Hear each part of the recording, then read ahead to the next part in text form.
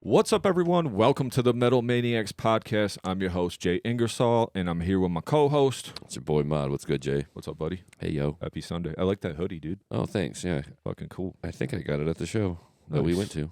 Fuck yeah. So today we are here with the boys from Recorruptor, Clint and Seth. Howdy. What's good? What's good, fellas? Hey. We're Everything's fine. Everything's terrible. Okay. We're good, though. He's like, now that we're here, everything's fucking terrible. No, we're good, man. We're good. Man. Hell yeah. Thanks for making the trip. I know you guys had a busy weekend this weekend. Yeah, Yeah, absolutely. It was Definitely. Big time. It was a long couple nights, but Yeah. it was good, So how did it go? I know we were talking a little bit beforehand. Yeah, but playing the Kalamazoo show. Yeah. It was good. It was good. Like I said, we didn't really know what to expect. We haven't played a house show in fucking It's been a while. 8-9 years. Yeah. We used to play, you familiar with Dead Hour Noise? Yeah. You know that band? Yeah, Yep. we used to play at their house like all the Yeah. time with Recorruptor was like first new and shit. Yeah. So, but we haven't done anything like that since. But yeah, Mouthful Locust invited us out with a pretty sick lineup, and it was tight. It was a big garage, and everybody got moving. People got hurt. That's what I like. Nice. Yeah, I seen some of the videos that Perry posted. It looked like it was a rager, man. Yeah, dude, it was a shit ton of fun, honestly. It was nice to be back in kind of a DIY kind of venue. Mhm. So also it was an Definitely. all ages show too, so And it was our new guitarist's first show. I seen that. Yep. also yeah. Yep. He packed up all the stuff, and we were like, all right, you want to join up or what? And he was like, oh, dude, I thought I sucked shit. I didn't think you guys were going to let me in. So I guess before we get into like the nitty gritty of this, now I've seen a few videos like you were even playing guitar like at practice. So you obviously play guitar. You come up with some Yeah. riffs and stuff too. Is that Yeah. kind of what it is? Like you Yeah. throw some riffs out there. And were you just doing that out of necessity, or is that something you kind of always have done? So I was a guitarist before I was a vocalist. okay. Technically, I don't know. When I was 14, I think was 13 or 14, Yeah, we got that- our first guitars. Yeah, then we just started jamming together ever since. Oh, and, nice. Yeah. Yeah, So, played guitar, tried to impress girls, and that didn't work out. I was 'cause gonna we say, played that death doesn't metal, work. so it worked out eventually. yeah. Takes a while to get one. It did take a Yeah, second. right. But yeah, so when we had started our first like actual original material band, what was it? The drummer at the time just knew somebody that was in a band in the Battle Creek area and said, "Yeah, bring your band on." It's like, we don't have any songs. We don't have anything. So I think I'd scrounged together Yeah, like a bunch of material in like a month. Yeah. It was whatever shit, you know. And ever since then, I've just kind of wrote for the band Okay. and whatnot, Oh, you okay. know. That's cool. But yeah, I don't practice. I don't play live. I just kind of pick it up just to write riffs, and that's it. Yeah, just to kind of get through the practice to see what it sounds like with another guitar player. Yeah. and- I am. That's cool. Yeah, for Yeah. sure. Yeah, that's pretty much what we did the rest of last year and part of this year, honestly, just to jam and practice the songs before going studio. So yeah. So you had lost, his name was Caleb, right? That was his Right. name? Yeah. So he just decided to step away from the band? Yeah, or- not to get too much into it, but just kind of like wanted to concentrate more on family stuff. Yeah. Just had a kid, so Yeah. Yep. it's understandable. He had to do a lot for himself as well. So like I'm happy for him. Yeah, that- we're all very happy for Yeah, him. he's getting his life straightened out. Yeah. So That's good. love the dude, and also he is like one of the best guitarists I've It's not a question. ever dude. seen. He's just a clean player. But so having him gone was a bit of a loss. But I mean, we move forward, we keep on going, and now we got Isaac in here. So Yeah, Okay. Isaac's solid. Yeah, sometimes band life and work life balance doesn't really pan out for everyone. Absolutely. So, more power to him if he's getting better, though. Mhm. Yeah. Well, and, and everybody's still cool, right? By the sounds of it. oh yeah, we're all Okay. cool. That's good. I personally haven't talked to him in a bit. I should probably reach out, but yeah, no, I mean, it was his first kid. He had the Yeah. kid, and he was Sure. like, I kind of got to really delve into this, Right. Dial make it in. sure this is Yep. make sure this is good, and I can't blame him. I mean, Right. who am I to talk? I don't have any kids, so you know Didn't what you I mean? just have a kid like not too long ago? yeah. Born in 2020 December. Okay. Well, congrats on that. Thanks, man. Yeah, I see you showing pictures. He had a little death shirt, and I was like, that's the shit right there, buddy. 'Cause that's our shit right there. I'm like getting him started good. Yeah, buddy. no, I gotta buy him some more band tees. He grew out of his Black Dahlia statutory ape onesie recently. So, but the sweet butchered at birth one too from Cannibal Corpse. So. They grow quick. Yep. So time to look into those 2Ts and get him some cool death metal merch. Fuck yeah, man. You just gotta start him with the early stuff first, so that way he grows out of that. So you can have the crotch duster tee when you're 5. Cool. So let's we talked a little bit about it, but let's just talk a little bit. How did the band come to inception? Because it looks like you guys came out with a demo in 17, right? That was like a demo. Yeah. I've seen it on the Bandcamp. Obviously, it's not on streaming services or anything. No. I actually didn't even listen to it. I didn't know. I kind of started with Blood Moon, but it kind of looked like you guys had a demo in 17, so it was kind of all of the songs that are on that demo are on Blood Moon anyway, so it's okay. The demo was just pretty much recorded in Josh's basement, our drummer. Yeah. So we just plugged in guitars, and Josh played his drums to it, and you just kind of just so we could have something hard mic'd the amp for the guitars, and then I just scrammed over it. With a shitty mic and whatever. Yeah. I actually consider, because I listened to it not long ago. It came up in my memories on Facebook, and I hadn't listened to it since it dropped or whatever.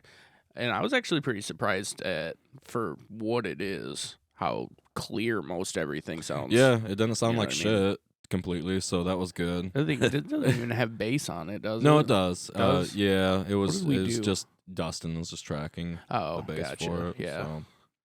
So anyway, even with that dropping in what was that, spring of 2017 or something like that? Because Blood Moon came out the same year, just in October. Yeah. But the band goes back to 2013. Oh, yeah. Wow. Yeah. So Dustin was our first lead guitarist, and he's the one that started the band. Nobody in the band's technically an original member anymore. Yep. We're all posers. Oh shit! Recover band. Yeah, right. Recorruptor. I like it. Write that down. Write that down. Cover night. So he started the band when he was 13 years old. Yeah. And Holy played shit. with a couple of kids that were around that age. Had a drummer and a vocalist, and that was pretty much what it was for few a years. year. Yeah, but it was called Rotting Inside at that point too. That's so true. It was a different name. Yep. So they kind of did that for a while, and a couple of vocal member changes after. At the time, I was just leaving my previous band that I was in with Seth. Mm-hmm. Oh, okay. Yep. And I was more focused on booking shows in the Lansing area. I did a lot of work with Wooley's House of Rock, if you remember. Yeah, for sure. Okay. Yeah.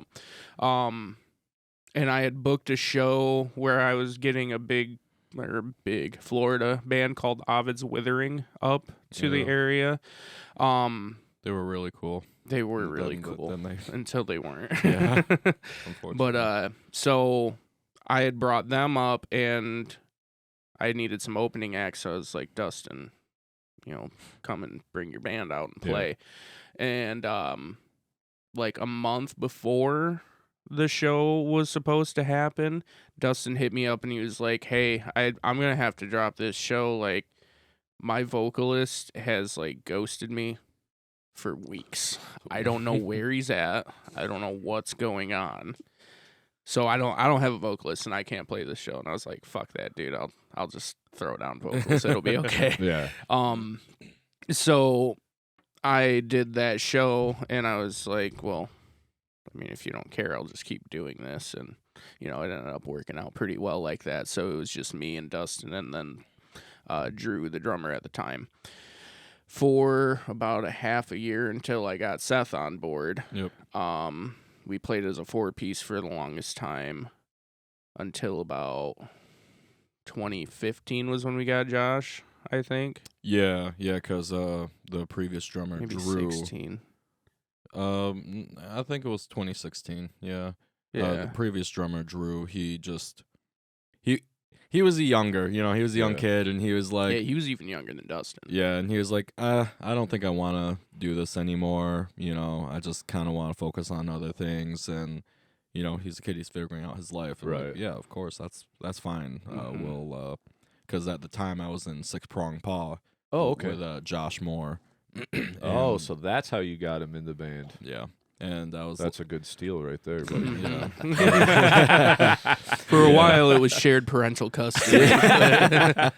yeah, so I was just like, hey, Josh, you want to just cover for us and maybe just record this one album with us, and then, we can find somebody else or whatever. And then we just kind of like Stockholm Syndrome him. Yeah.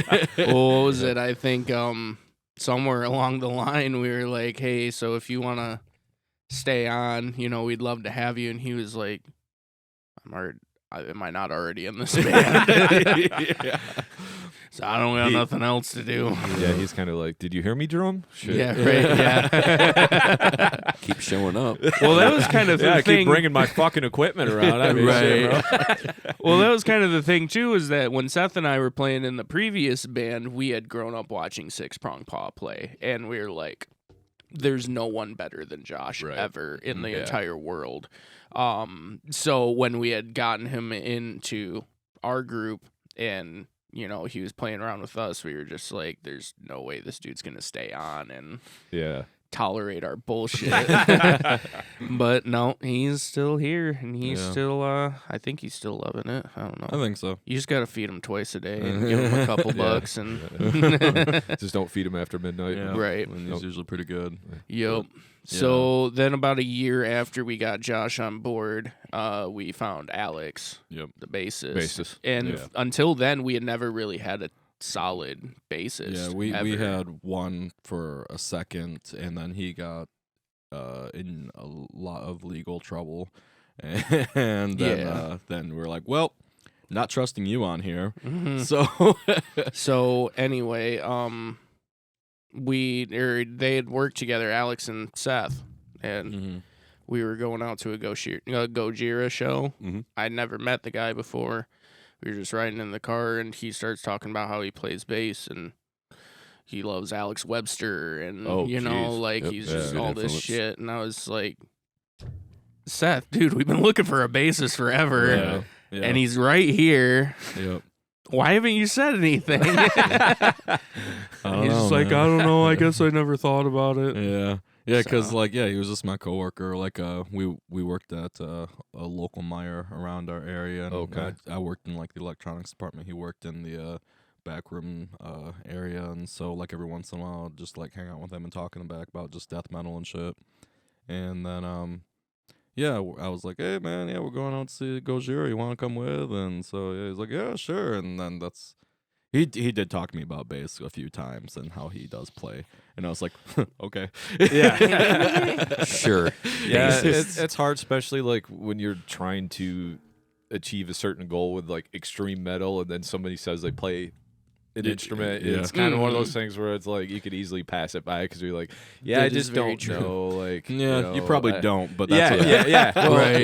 You probably like Alex Webster, but playing like him is a completely different fucking thing. Yeah. No, that's true. You're not wrong. I feel like whenever somebody tells you they play, you're like, sure, I bet you do, in your room by yourself, and you're really fucking good. Yep. For extreme metal musicians, we gotta see it. The proof is in the pudding. Absolutely. Like I have to see you perform with your band before I even give you an ounce of belief. Like, no, okay, sure you do. Yeah. No, I don't care. I don't care if Steve DiGiorgio is your hero or Alex Webster's your hero. Like, you need to bring. Cool. Yeah, Wow. great. Yeah, me too. So you really need to come with something to.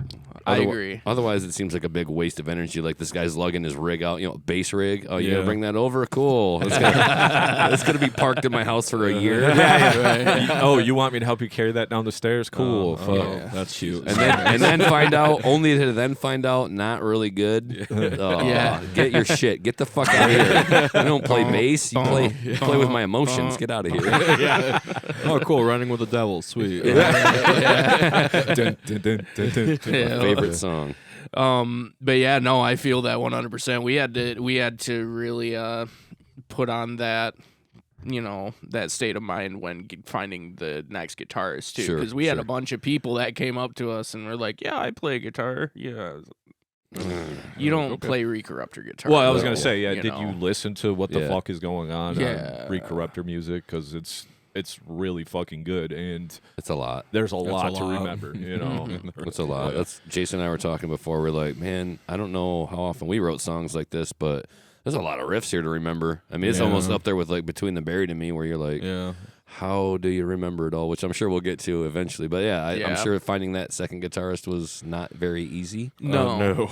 And even at that too, location is very important about that kind of thing. And we practice in fucking Hastings. That's like BFE, middle of nowhere, it feels like. Yeah, that's what we either had to find somebody really close and good, or somebody that really wanted to be a part of the shit. Yeah. Isaac lives in Mount Pleasant. Holy shit. Yeah. So. But he is talking about moving down to Lansing, so at least he can carpool with us and me and Alex. Because you guys are basically Lansing based, right? You live in Lansing? No, I live actually. You don't even live in Lansing? No, I do. Alex and I do. Okay. We've always considered ourselves Lansing based because when we were on the up and coming with the band, we all technically lived in Charlotte, which is right next to Lansing. Okay. And there's nowhere to play in Charlotte. There's no, like, the markets were Lansing, which is where we were most popular, or we had to drive an hour to Grand Rapids or Detroit. Battle Creek. Battle Creek, Yeah. So whereabouts do you live then, Seth? I live in a small town called Nashville. It's like 15 minutes away from Hastings. It's small as fuck, dude. But so you only got like a 15-minute commute to practice. That's not terribly bad. No, it's not bad. Shit, but I work in Lansing. I just So I you just do learned make a that there's a commute. Nashville, Michigan. That's interesting. Nashville, Michigan. Yep. That's where I'm at.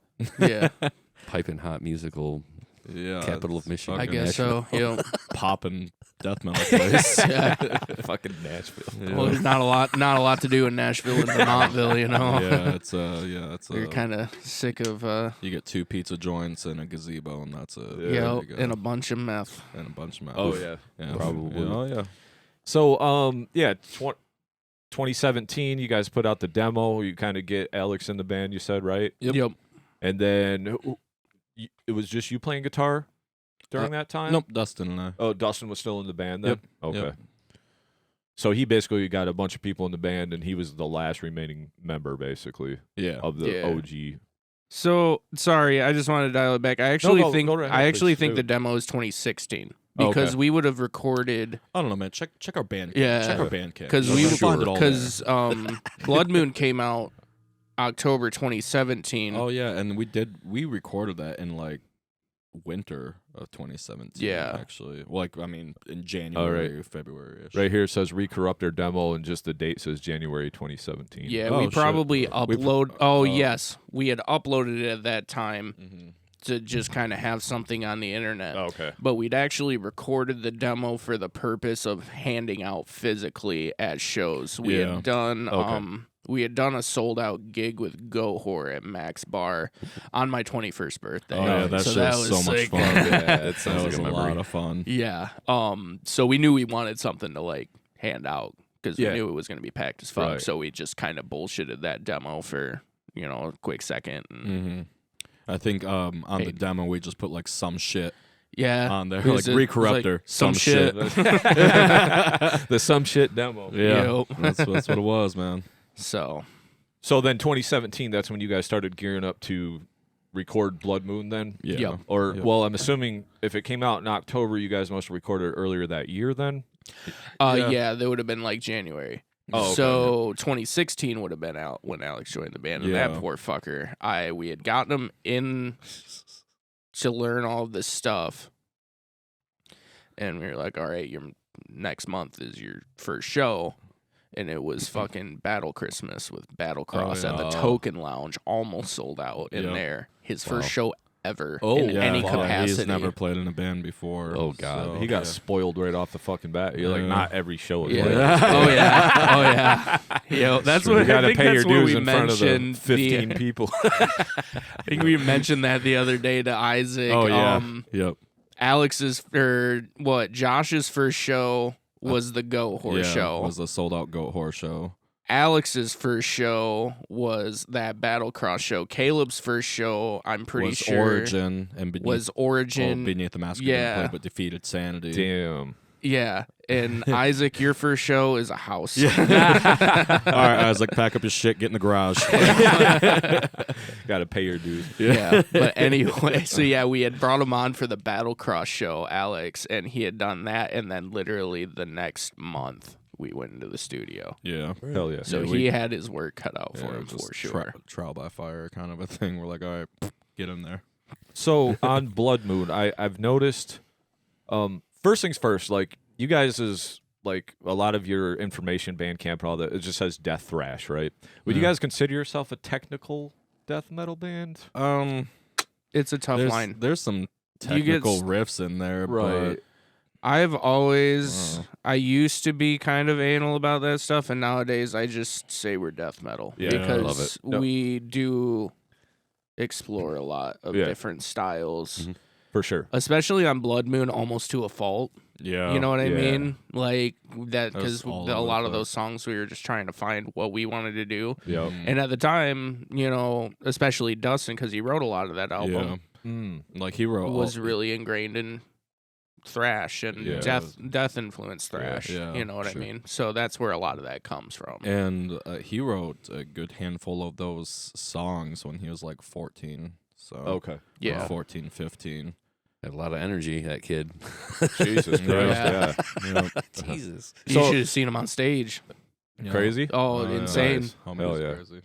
So the reason why I say that is just because you guys do have some technicality, but I would just Yeah. say it's like almost like Suffocation is technical. Yeah, You know what I mean? Where it's like yeah. not like overly like fucking, Right, but, crazy. yeah, but you they know, got like some but- technical riffs. thrown in Exactly. there, There but is then- some shit in there that just not the average Joe is going to play, obviously. Right. We went over Right. that. But, like, there's definitely technicality, but I wouldn't really consider you guys a technical death metal band. That's more like the No. Beyond Creation, Yeah, Archspire, that type of shit where it's just Yeah. like all these Yes. fucking, wild ass. That's shit. always where you such guys a- keep it more of the death metal vein, the death metal Yep. riffs, Yeah. with some of that black and cool shit Yeah. in there with Yeah. solos and shit. So, Yeah. I think it teeters on there. You Yeah. know, you guys aren't just a run-of-the-mill fucking death metal band. Right. So, I appreciate that. yeah, you guys do some awesome Wow. shit, dude. Like, Yeah, the riffs are there. There were riff after riff for sure. Yeah, we'll get into that a little bit. yeah, so going into Blood Moon, I listened to the whole thing. I always kind of even put notes on every song just because I like to dive into the catalog. And, we won't go through every song that you guys have out there, but just a few notes. Like, for me, like, man, Blood Moon has some really long songs. Yeah. Like, it's like, holy shit, 6-7 minute songs. I'm Yeah. like, fucking so many riffs, too. Like, dude, there's probably fucking 2,000 riffs on that There's a goddamn lot. album. Yep. It's just like riff, riff, riff. Yeah, there's a couple of them. And I felt like the drums were fast and they're very tight, but I felt like he didn't do a lot of flashy stuff, but I felt like that served the song because there's so many changes and so many things going on, Yeah. and I don't think that's always necessary to do a bunch of flashy drum shit. I know he's capable of it, but those were just a few notes, and I thought it was, really well laid out as far as like how you guys put the part to part together, but it is quite a bit to digest with the riff, Oh, yeah. so Yeah. but it makes sense when that's kind of how we started with Infinite Design too. It's like our first shit is just like kind of we're just trying to find our way, right? We're trying to find our sound. We're trying to just throw out what we can throw out there and figure out what we like doing, and especially if the other guy kind of wrote some of it, and then going into the Funeral Corridor. Yeah, he's not in the band anymore, right? Well, So yeah, it's like- he still helped write Funeral, but that was more of a collaborative effort on all of our. Yeah. Oh, so on Between- that first one, there's not a lot of you on there. Is that I mean, kind I Is it threw- Behemoth, Dark Behemoth Rising has some of his influence on it, and I mean across the board. there's like small parts Yeah. in there that I like fleshed out with second guitar shit. Yeah. but Tweaks and whatnot. Yeah, I mean, I don't think I wrote like a full song Okay. on that No. album. No. that makes a lot of sense. That's why I like talking about these things, because when you Yeah. listen to it, you have a certain thing in your mind, and then Yeah, you no, find out this yeah. information. What about you? Playing guitar? Yeah. Do you have influence on Um, that too, then, Clint? Or So when I had come into the band, I'm trying to think of this because there were old songs that didn't even make Blood Moon. Hallucinogenic Anomalies, Alien. Both my favorite songs off of that. Right, Decapitated. Blood of the Decapitated. But at that time, it was a totally different song. We reworked it. Mm-hmm. I think those are the only 3 from the old from when I had joined. Yeah. I don't even think Hallucinogenic was out yet at that time. No. Where those are the only songs that remained on the album that I didn't have a hand in. But once we had kind of started, once we got Seth on board and then all the rest of the band, all these songs took a lot different of shape. That being said, I would say my primary credits go to Sleep Eater, Flesh Eating Flesh, and The Sun Drinks the Blood of the Earth. Yeah. Okay. Yep. Those are like the 3 that I brought to the table and was just, hey, let's do it this way. So before we get into the Funeral Corridor, then it kind of sounds like you guys' writing process is a little bit all over the place, then, huh? You bring some riffs, you bring some riffs. Yeah, I mean, let's just talk about like what you guys do right now, like because you guys are gearing. We'll talk more about what you guys are gearing up for. I know you're in the studio now, but what does that look like now? I guess as far as your writing process, do you bring riffs? You bring riffs. Well, you guys say, hey, check this out. Do you bring full songs? I mean, ish. Yes, now it's a lot different. Yeah. Because at that time, it was really just Dustin had these songs. I had my songs. Okay. They kind of got chiseled a little bit along the way, but that was it. Yeah. With Funeral, it was very hard. These are Seth songs. These are my songs. These are Dustin's songs. I think Souls of Limbo was the only one that we really collaborated on. Yeah. Actually. But because we didn't, Blood Moon served its purpose with getting us out there and, got us a lot of opportunity to get on a bunch of different stages. We, all the love to Ryan who produced it, but we weren't really very happy with how it came out. It's just a lot of the songs are kind of like, I don't know if you notice, like some of the bass is louder in some parts than the others and whatnot. Some of the leads too are very treble-y, like on there. It's but yeah, that's kind of where you start though, man. Yeah, you know what absolutely. I mean. That's how you know what to do different next time. So, I mean, it's still a good record. It's still something to be proud of. There's a lot of There's good stuff on there for sure, and we've talked multiple times about how we want to take at least like 4 or 5 of those songs and like re-record. And do an EP. Get them in the new light, you know what I mean? But anyway, relating to the writing process, we had gone back and looked at what we did as far as the writing process and recording process of Blood Moon. We were just like, let's just really fine-tune these songs and get them on a proper record, have a proper follow-up, and it kind of... with the way that, because Dustin had left before the Funeral Corridor even came out, but he had recorded the album with us. Oh, okay. And the way that internal band affairs were going with him, we didn't really get much of an opportunity to collaborate like we wanted to. It was kind of like, these are my songs. Yeah. So you guys didn't have no say, like, I don't really like that part. Can we do something different with it? Or we tried. I was pretty open with changing whatever kind of shit in my songs. I was like, here's what they are. Like, here's what I wrote. Let's, if you guys want to fuck around with it, think this part's not cool, or if it's cool, then we can change it. But But he wasn't though, huh? He was really. I love. He's married to them motherfuckers. He said, nope. I love Dustin. I've always loved Dustin. He doesn't necessarily love me, but that's okay. It is what it is. It is what it is. But I get that. I get that a lot. He was going through his own shit. Yeah, absolutely. And it was a tough time, and I think when you're very passionate about what you write, and you're kind of on that edge. I think when he heard, well, maybe we could do something like this or that, it was like... It's really just trying to drag his The wall was built. You know what I mean? Yeah, it was no, this is... this is the way I Oh, did my it, and I ideas did aren't this good for enough a for you? reason, Fuck right? you. You know Yeah. what I mean? And that's not what we wanted at all. It's just Yeah. that being said, we're still very happy with the way Funeral is such a big step up. So- in oh, our yeah, for opinion. sure. So this conversation compels me to ask: do you play his songs that are like the ones that he wrote live? Yep. Or, okay. Yep. That's so So they weren't He- that bad. No, Yeah. no. So he did 3 for the Funeral Corridor, but one of them did not make the album. Correct. Kind of had some recording fiasco, and we were just like, yeah, this isn't working. So we cut it. But he did Moribund, which is I don't a think it's staple. ever come out of the set. Yeah, it's definitely a staple. In the Yeah, that set. was one of the songs that was kind of Okay. one of the singles you guys put out, right? Yep. Like, as from the album. Yep. Did the music video for it and Yeah. whatnot. Cool. And he did Watchful Eyes in the Temple of Aspiration. Okay. Yep. That's a cool song too, though. Yeah.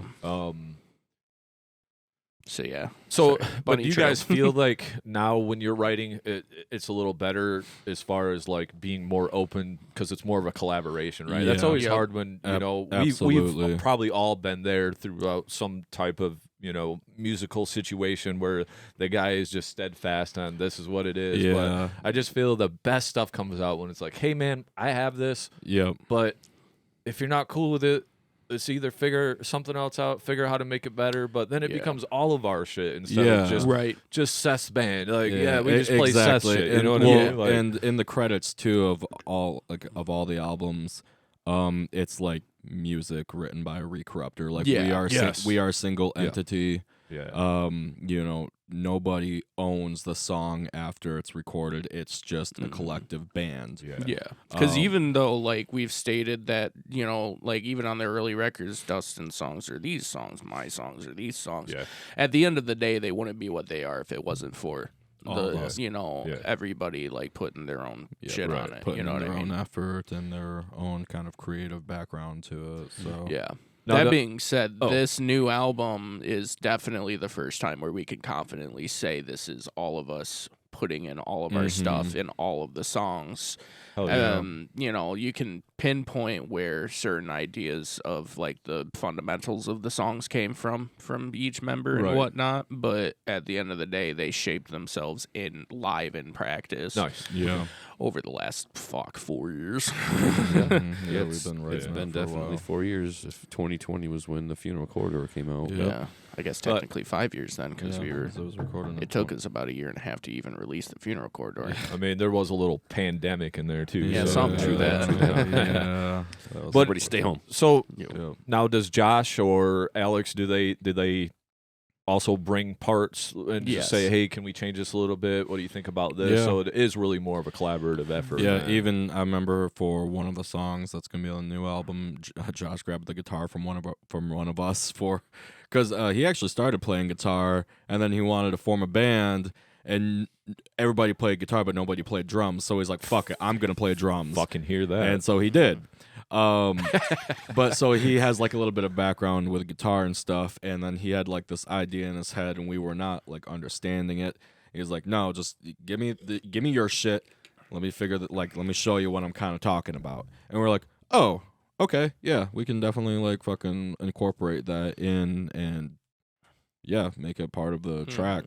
That's So- cool as fuck. Yeah. I love that. That being said, Josh and Alex don't necessarily bring a ton of parts right.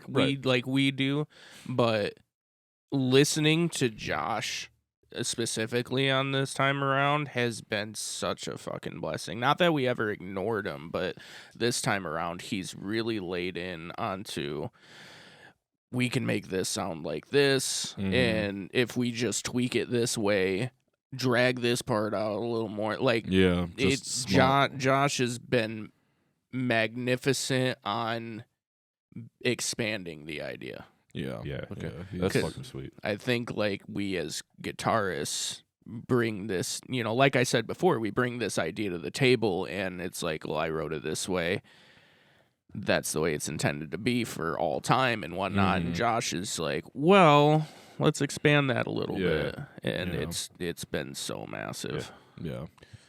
That is always where the growth comes in when you can kind of, like I said, not marry your songs and then it just becomes everybody's and what can we grow together. Well, and I just feel like that's when the best shit comes Also, out. it's very complimentary when somebody likes your idea enough to say that's fucking sick, but how do you feel if we add a little of this on it? Yeah. You know, and then you're like, exactly. not only does he like it, but he made it better. Yeah, and absolutely. And then there's like that band buy-in that Jay and I referenced, Yeah. where it's like, okay, yeah, you're not married to your idea because your idea was pretty good in the first place. It made it to the practice, and we all said, yeah, that's cool, that's good.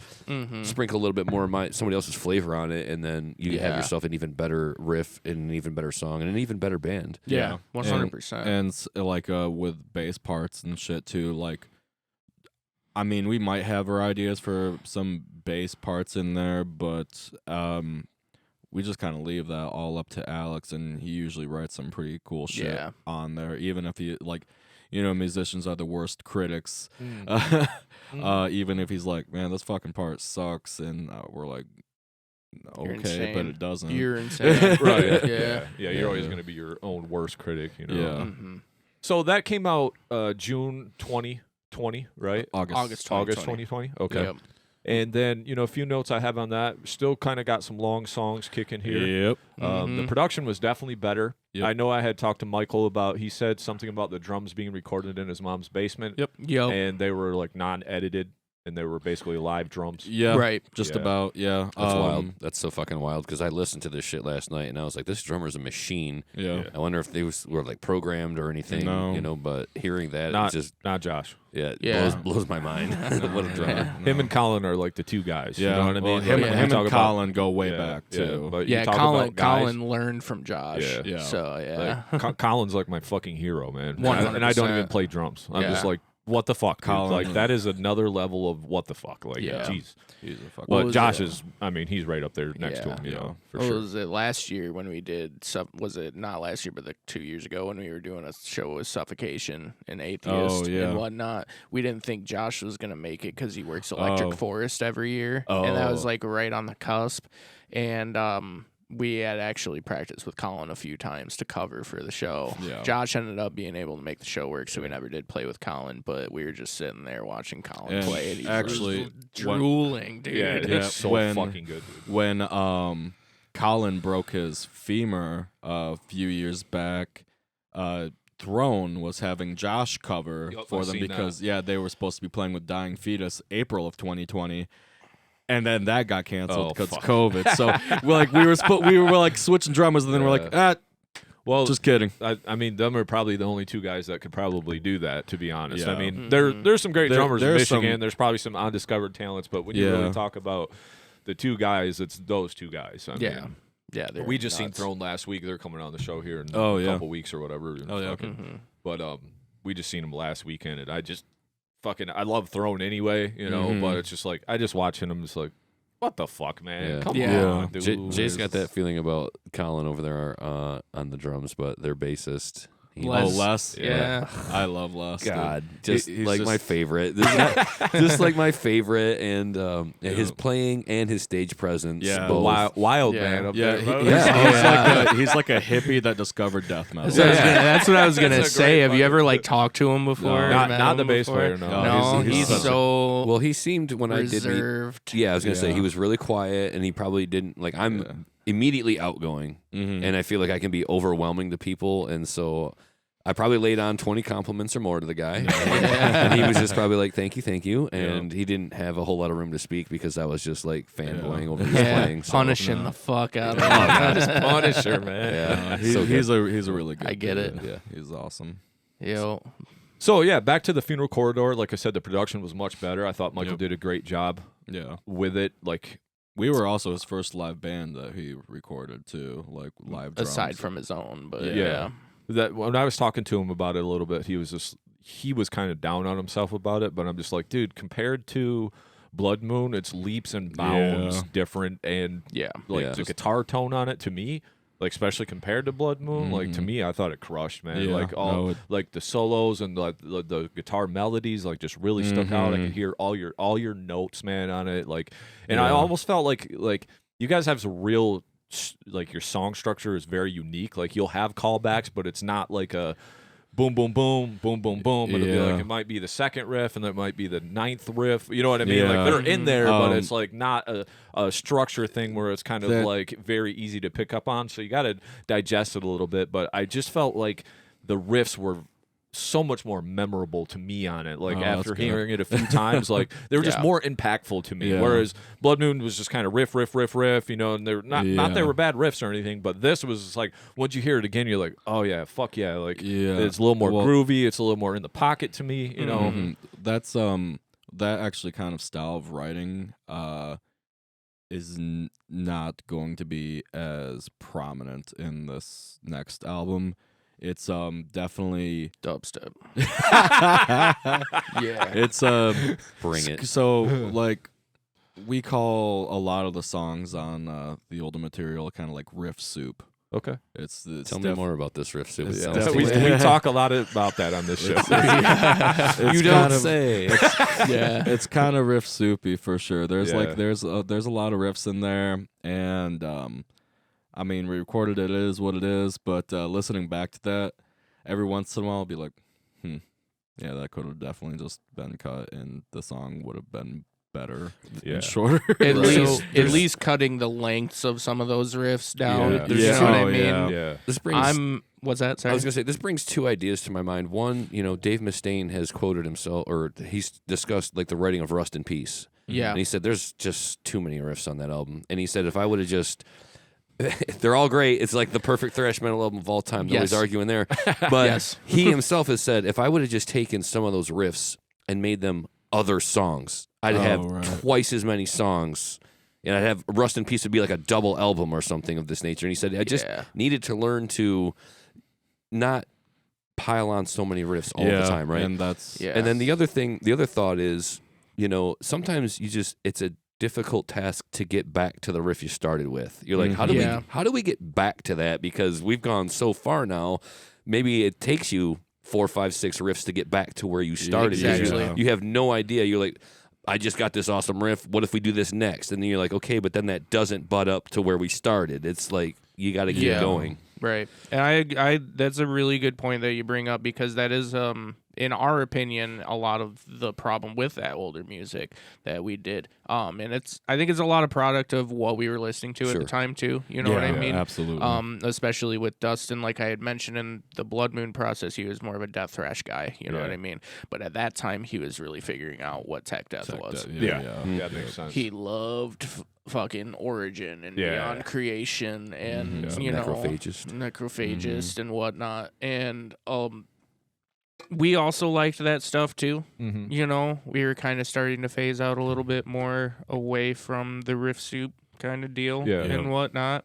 But yeah, that's what you get, you know, with a lot of those funeral corridor songs. Not all of them, but you get, you know, you're the start of your idea, and then there's a lot of other stuff. And then, well, like especially like Souls of Limbo, I feel like that's one of the more compact songs. Yeah.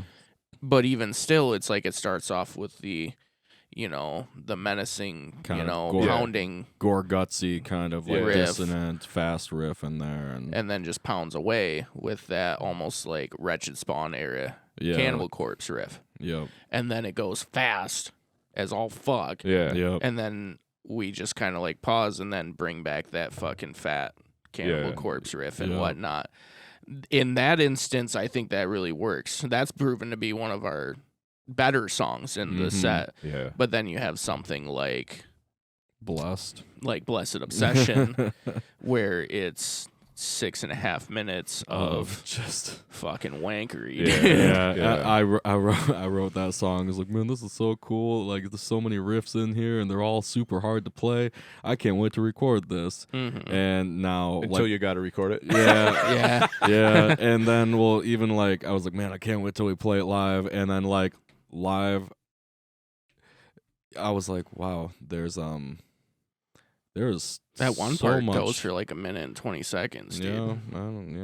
Yeah. No, it's all right, dude. No, I mean, but like I was gonna say though, we've got other certain people that are like, that's my favorite song. Right. Sure. Yeah. It's just, and that's kind of what we were trying to go for at that time. We thought, let's do as much as we can in many different ways. Yeah. See Especially what really sticks. If you feel You like know what I mean? every riff's like better than the last riff, and the first riff is amazing, and you're like, yeah, it just intensifies the whole way. Of course, everybody's gonna love this, and yeah, some people do really like that. They do feel that energy from the first riff all the way to the 16th riff. They're like, they just get better every time. Yeah. Well, I remember too, like another epiphany that I kind of had when we were working on Tormented Egress.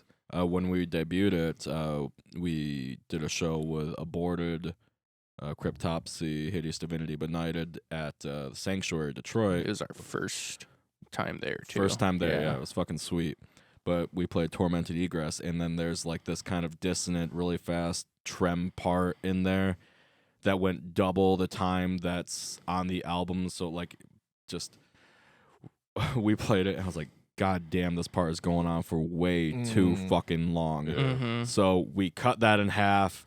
We're like, take that out. There's no reason for that. And it just ultimately made it just more cohesive. Yeah. A little bit better. That's a good sense of yourself when you're on stage and you're just gauging the audience or just feeling like, oh, God, they've heard this and they're still hearing it. Exactly. And I'm sick of it right now playing it. That's why it's kind of a cool idea to, play some of the newer stuff live before recording it. Road test it, and be like, all right, they're getting down to this? No? Why? Okay. So, yep. Yeah, absolutely. And you're 100% right. Crash test your songs live before you record them. Really know that the audience is giving you some sense of what that song actually is to them as a listener, as opposed to just going into the studio with, this is how it is, it's done, this is my song, I'm married to it, God damn it. So do you think that's just like maturation on you guys' part, like with some of your newer stuff, where it's just like, let's just like, dude, I know you can write a bunch of sweet fucking riffs. I heard a bunch of them.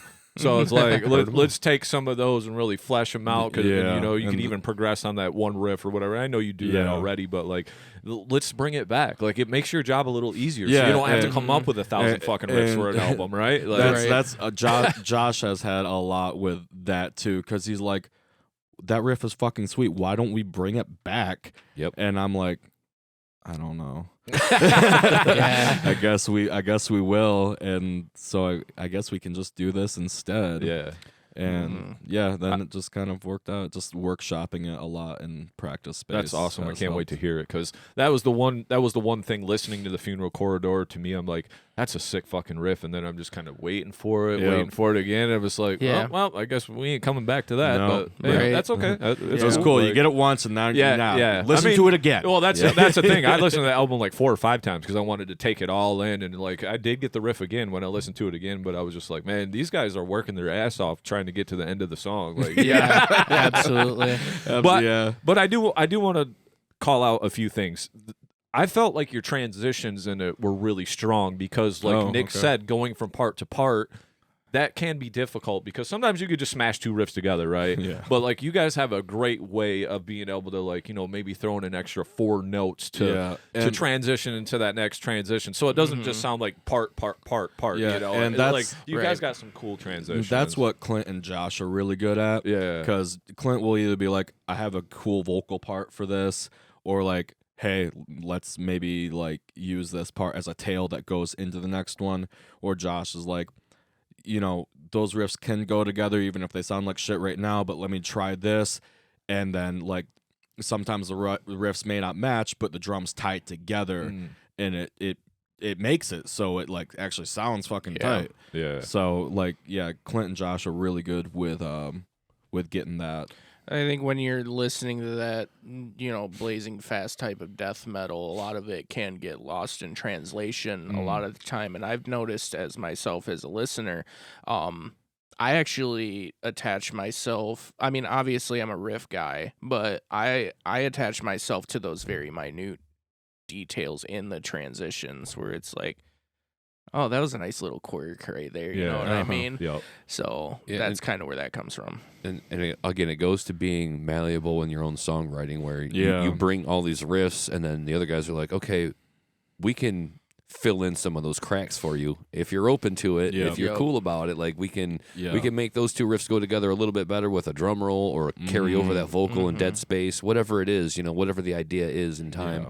there's a lot of ways to connect some of those riffs that they don't really go together very well necessarily as a guitar by yourself in the room writing it. You're like, I don't know. I think I want to do this next. What do you guys think? Well, yeah, let me help you with that. Yeah. And when you have that in the room, all that buy-in, it's a lot easier. You're gonna get a lot. It helps a lot for sure, and that's something that we made apparent to Caleb when he joined, and that we made to Isaac as well. We're like, it's a collaborative effort right now, and this is what we do. Like nobody owns these songs. If anything, the public will own them once it's released. Right. This is just a single entity, Recorruptor, and that's what we have for y'all. Yeah.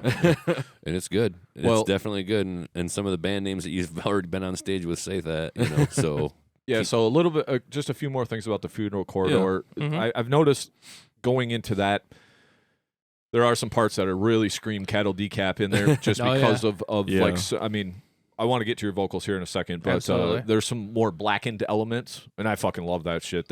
I mean, what you guys do is just right up my alley with the death metal, the blackened, there's more blackened parts to me where that gets thrown around a lot, like the black, like especially now the black and deathcore, like everybody's doing the symphonic and all. It's just fucking overplayed. Don't even get me started. Jimmy Borgier light. I'm just like, I'm just talking about like some of your chords that you chose to use with the they're them really just kind of weird chords and like just tremming the fuck out of them, and then of course with your vocals. So I want to get to your vocals. The way I think what Michael did with it, the way he mixed it, the vocals sit great in it. And you're a fucking phenomenal vocalist. So I just want to say that right now. You. Like just all the vocals you do. Nick and I talk a lot about vocalists on this show. Don't tell him that. Okay, we'll cut that part out. He's like, let me have it. Let me have this. I've been sad. I already complimented you, and that's one for the day. I've been really sad for a while. Let me have this. Anyway. Most average vocalist we've ever had. Sorry, brother. No, but super great. No, your vocals are great because we always talk about the two-tone Timmy. There's that guy, but you kind of have a lot of shit in your toolbox. I mean, from fast vocals to you have this really high-pitched scream that's like really fucking. I mean, I'm like, that's on the you black were fucking metal awesome, scale, man. Yeah. So you can do a little bit of everything, but I like the way he let your vocals sit on this album itself, because if those were all in the front, it'd be almost too much. You know what I mean? So just the way they ride in there and some of your fast patterns and stuff. But dude, you're a fucking beast on the vocals, and I appreciate that because I know it's not an easy thing to do what you do. Yeah. There was a particular vocal that you do from time to time, and some people just have like a Cookie Monster low, but I don't know what you're doing, like unhinging the jaw, but you've got like this Swamp Thing kind of a low that it's way different than that low guttural straight from the diaphragm. It's definitely something that's going on up here too with it's different. It's almost slurry like, and I wish I knew specifically which songs. I'm sure you know better. Like, yeah, I know what you're talking about. I do a Swamp Thing. I think I know what you're talking about, and it Tormented Egress, I do some of it. You said the guttural, but it's not like just my standard. Yeah, it's not just a low from the mid or something. It's definitely got some other twists on it that I was like, oh man. So again, like a Travis Ryan type is a name that we throw around where there's just so many different vocals that you're capable of, and that's something that Jason and I absolutely love. Is I don't want to just hear a high and a low. I got to hear something interesting new, and so for you, like on that front, you're killing it. We loved all those differences. I was like, oh my god, this guy, he's got it all in the bag. Like he's got all these different things. The drum kit's got 20 cymbals on it. He's got 20 vocals. That's awesome. But I like how there are parts where you enunciate though. Like I can kind of hear what you're saying on parts, and I think that's very important. Like you can do the super low toilet bowl and not understand what you're saying. There's a time and place for that, right? But absolutely. Like I've noticed in these songs where you're saying like the name of the song in the song or something, you know what I mean? Right. And I'm like, okay, that catches my ear because you're name actually of the song. Yeah, exactly. So he said it. Yeah. So it's almost kind of like the hook or whatever. But so how do you decide to do some of these vocal patterns? What makes what is your decision process behind that? It's really unhinged. I don't know how to describe it, because I think at first, when I first joined Recorruptor, because in my previous band I didn't do vocals like this. I was just kind of figuring out how to do it, and I was huge on Randy Bly and Phil Anselmo, and I wasn't quite into like Trevor Sternad yet, because that was the big one. Trevor and Travis for sure, the two big ones. Sure. But Can hear the Trevor influence. yeah, 100%. All due respect. You can see the Trevor influence. Buddy. Cool hat. Yeah, right. But at that time, especially with Blood Moon, I think I was just focused on just hamming. Just going crazy. Raymond, you know what I mean? But then once I started prepping for the funeral court, I was like, okay, especially because like I had mentioned before, I wasn't very happy with how Blood Moon came out. Not to mention, for Blood Moon, I had to do all those vocals in a fucking day. Oh, yeah. Oof. Oh, Jesus. Yeah, we were on a time. We were time allotted, and we had 1 day left. I technically had to pay him a little bit more to go and finish the last song. Yeah. Jesus. Because I just by that time at the end of the day. Roached, probably. Dude. But Yeah. oh man, And probably not taking multiple takes no. over No. because you're like, I only got 1 day. I can't be fucking around with this because your Yo. voice would really be fucked after. Yeah, that, that was a you know? hell of a time, man. Yo.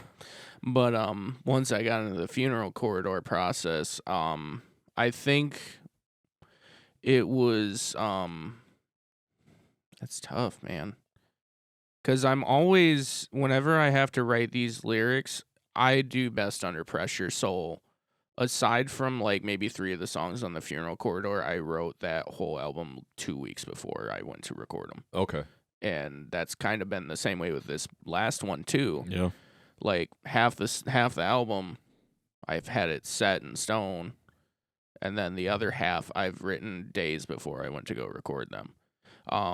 So luckily with Michael, I've had the benefit of being able to just physically sit there and experiment with what I want to do.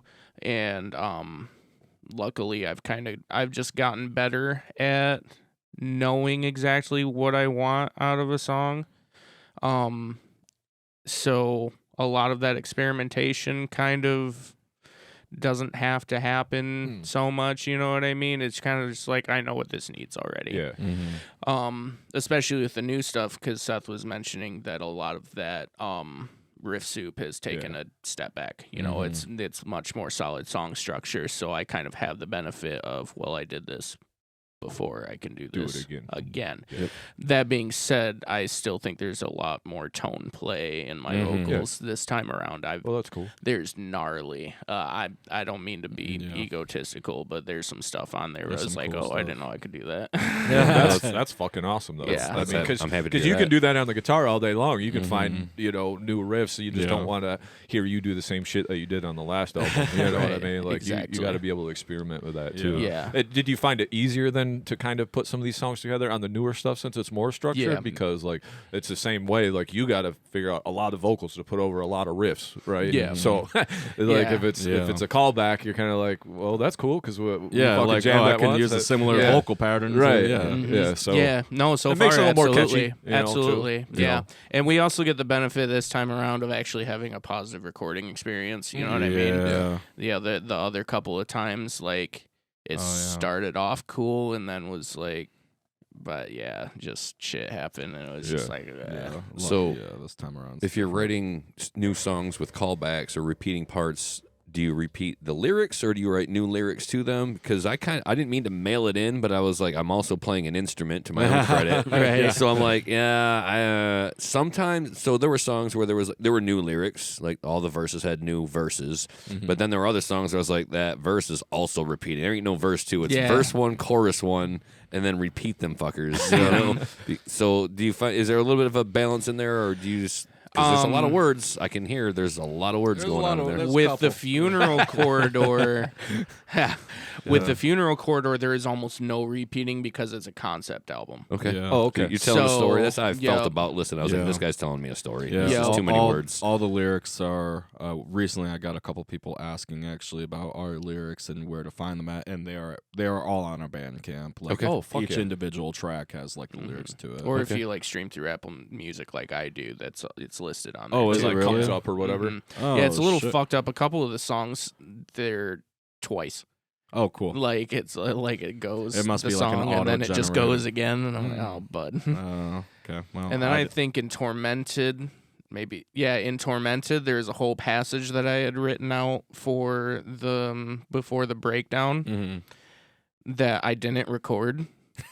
So there's just like a whole section of shit that's on there that's not on the album. I've also been guilty of wanting to do that too. Where I couldn't fit those in, but we'll just put them in print because they need to go with the rest of the content. I think that was just an editing error on my end. But yeah, so Funeral Corridor, there's not a lot of repeating. No. Right. But with this new one, definitely. Okay. Yeah, there's definitely a lot.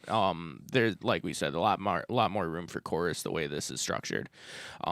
There still are a few songs where it's just like front to back, one singular thing. Yeah, sure. You know what I mean?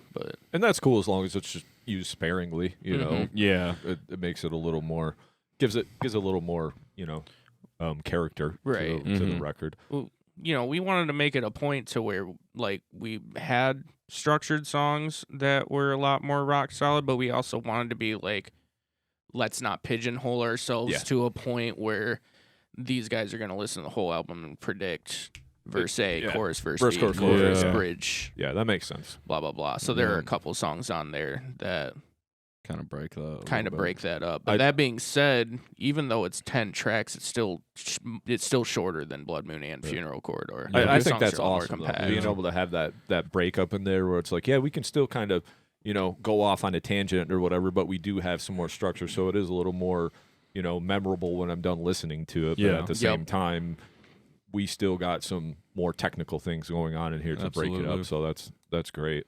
Yeah. So then, is there anything else you kind of want to say about the Funeral Corridor? I mean, you recorded with Michael, and that it came out pretty sweet, especially compared to what you did before. I mean, it was give the albums like credit, I guess. It was a good step up for us, and it definitely helped get us out there to more people. We hired a PR person that time around. We hired Brody Utley from Rivers of Nile to master it. Yeah. Okay. Oh, nice. Very cool. And so it did get out there. We got put on multiple like reviewing sites, and like Angry Metal Guy, which is a pretty reputable site. I go to there actually quite a bit because they're pretty harsh on stuff, and see that we got a 3.0 out of 5. I was like, fuck. Cool. We'll take it. And they were fair about what they had to criticize about it too. It was the same stuff that we've been saying today. The songs are long and they don't really bring stuff back and whatnot. But and I was like, with some reviews, you should be like, take it with a grain of salt. And I read that one and I was like, there's a lot of good points here, and I think that like it's very constructive. Yeah, and you can grow from it. That was massive for us reading those reviews because we didn't really have any negative ones. Right. No, it was just like if anything could be changed, it could be this, and we're like, deal. Yeah. All right. Yeah. I mean it makes sense. Yeah. That was the big thing because the most we got the praise for was the performance. Yeah. And so that's kind of where we went into the new record with let's keep the performance, but, not really dial back on how ferocious it is, but consolidate. Yeah, for sure. Now, it's lyrics are all you. Concepts and lyrics, are they all you then too? For this new record is the first time that it's not, Okay. actually. It Cool. mostly is. Yeah. Yeah. But Seth has credit for lyrics for 2 songs, Nice. and I've got him and Alex doing vocals this time around too. Fuck yeah. And I did want to ask, as listening to the Funeral Corridor, do you do all of the vocals and back yourself up in the studio? Because I could hear there's like overlap in there, right? Yeah. I mean, there's definitely things going on. Do you guys back him up live? Yeah. Okay. Yeah. To a degree. Yeah, to a degree, for sure. Like if they're with this newer stuff, more so. But with the funeral stuff, like for Tormented and for Moribund, Yeah, because in Tormented you got the torture. Yeah, they'll do that. Yeah, and then with Moribund, it has like the die part. the The die chant. Yeah. That part is sweet as fuck because I love that part because it goes like right with the riff, and then like when you kind of come off the vocal a little bit, it's still like there, but it's not like in your face like it was before, but it's still like you're almost trying to is that a vocal? Is that the riff? Like, I'm not really sure. It's just Yeah. really fucking sweet how you guys did that. That part Thanks. really stuck out to me. Yeah, that was the only thing on the funeral corridor that wasn't me, I think, because Michael and Tyler from Vestigial did the gang vocals. Oh, there. nice. Okay, And hell yeah. Seth and Alex, I don't- Dustin. I don't even remember doing it, to be honest. The one and the one song that we cut had like a whole like minute and a half verse from Dustin on it, doing some fucking nasty gutturals. But Oh, like I okay. said, the song didn't work. So Yeah. So then we're moving on. We go through the pandemic. Obviously, you guys just still kind of jamming, writing, or what was happening? Because obviously no shows and shit were Yeah, happening. more so just kind of writing shit yeah, and we hadn't even dropped the funeral corridor yet. That was Oh, okay. still Yeah. August of that Yeah. year. yeah. So that was kind of the whole thing. Was we were prepping to do it, and then we were like, well, fuck, do we really want to release an album during a pandemic that we Yeah, can't yeah. play? Play And to then ultimately support. Yeah. Yeah. Ultimately, we were like, well, we don't know when this is going to let up, so we Yeah. might as well just. Yeah, pretty Yeah, much. that was a long 2 weeks for and sure. Yeah. and that's pretty much why we're like one of the reasons why we hired a PR person, because we're like, we aren't gonna be able to get this out to anybody outside of our inner circle, because you also aren't playing live either. So this will definitely help push it out there Yeah. a little And bit it did. more. Yeah. It did. Yeah. It did. And then you guys come out with the single in, it says October 25th, 22. Mhm. Yep. With Red Lord. Malediction Upon the Holy. It was Yep. a split. So how did that come about? And I played. I covered the guitar for Red Lord for a song before. Not for a song, for a show Okay. before actually. And Yeah, that's not. Sorry, I should have prefaced. That's not it's a single, It's- but it's a part of a split yeah. with Yeah. Red Lord. Yeah. Okay, I didn't know. that's if what I that- said. I thought he just, I thought he just said single. I'm sorry. No, it's all good.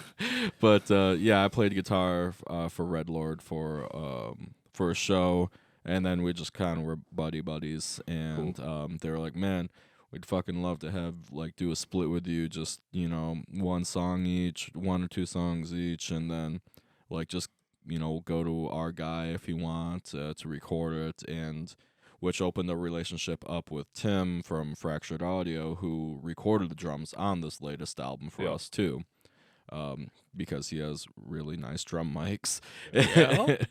and the sound that he can get from the drums just are huge. Yeah. So yeah, and we just were like, all right, yeah, man, well, let's just do it. Let's just have something cross promotion kind of a deal. Yeah. And it's worked out. People Yeah. seem to like it, and it was at least something to put out in between the album as well, which to keep relevancy. Yeah.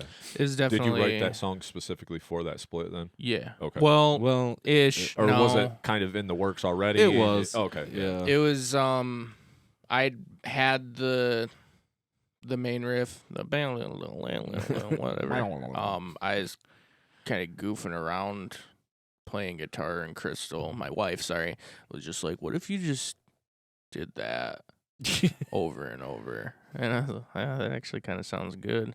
So it was kind of a half-baked idea for a while until Seth had come to us saying, we should just drop a song as a split with the band, with Red Lord. And it was like, well, I've kind of got this thing ready to go somewhat. Yeah. But no, its intention was supposed to be for this new record. Yeah. Okay.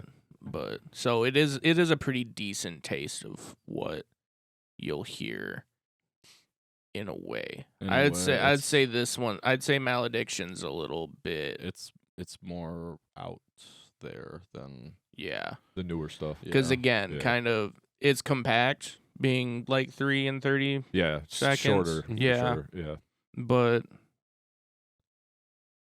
a different song structure for sure. Yeah. You know what I mean? And that was actually a good one for us to kind of have to as a band kind of bring us into what the new writing process would kind of look like for us as well. And even Josh referenced back, he's like, I mean, why don't we just kind of you guys bring the songs kind of for how we did with Malediction, and then we just we tweak them and go from there and just do it like this. And we're like, yeah, okay, yeah, it worked out with that song, so might as well do it again. Yeah, the song was cool. The song sounded great. I thought it was a little interesting how it was a little shorter. So I've seen some evolution in your band in there for sure. Yep. Yeah. So tell me a little bit about this new guitar player that lives up in Mount Pleasant. How did he come onto the fold? Just hit us up. Yeah. We just knew because mm-hmm. obviously you guys put it out there that you were looking for a new guitar player. Right. Yep. Yeah, we threw it out there, and then he just hit us up and was like, "Hey man, yeah, I'm definitely interested in trying out for you guys." And I have everything tabbed pretty much anyway, so I'm like, "All right, cool. Here's a OneDrive folder with all the tabs in there, and use that as a tryout." And they were like comprised of Forever in Exile, Blessed Obsession, and one of the newer tracks, just to kind of see how well they could do with that, because Forever and Blessed are just, they're difficult fucking songs. So we're like, if you can play this, you can play the rest of our shit. Right.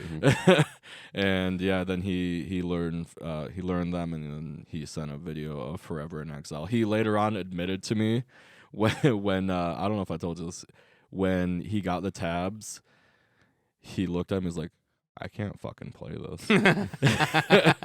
He's like, I can't fucking play this, but I already told him that I would send him a video, so I'm just going to do it. He did, though. He did, yeah.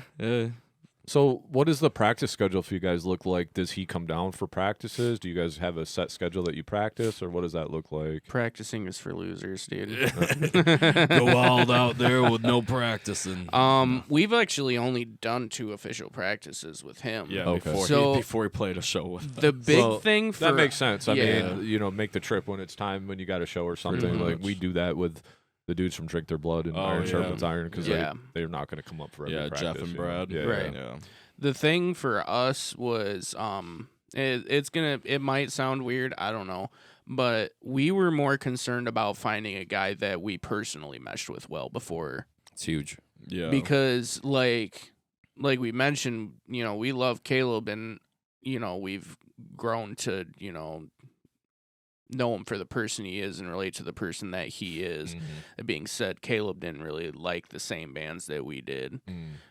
He didn't play necessarily in the same style that we did, which isn't a bad thing. No. He brought a lot of different depth to the new record, because he's got writing credits for the new stuff too. Oh, okay. Absolutely.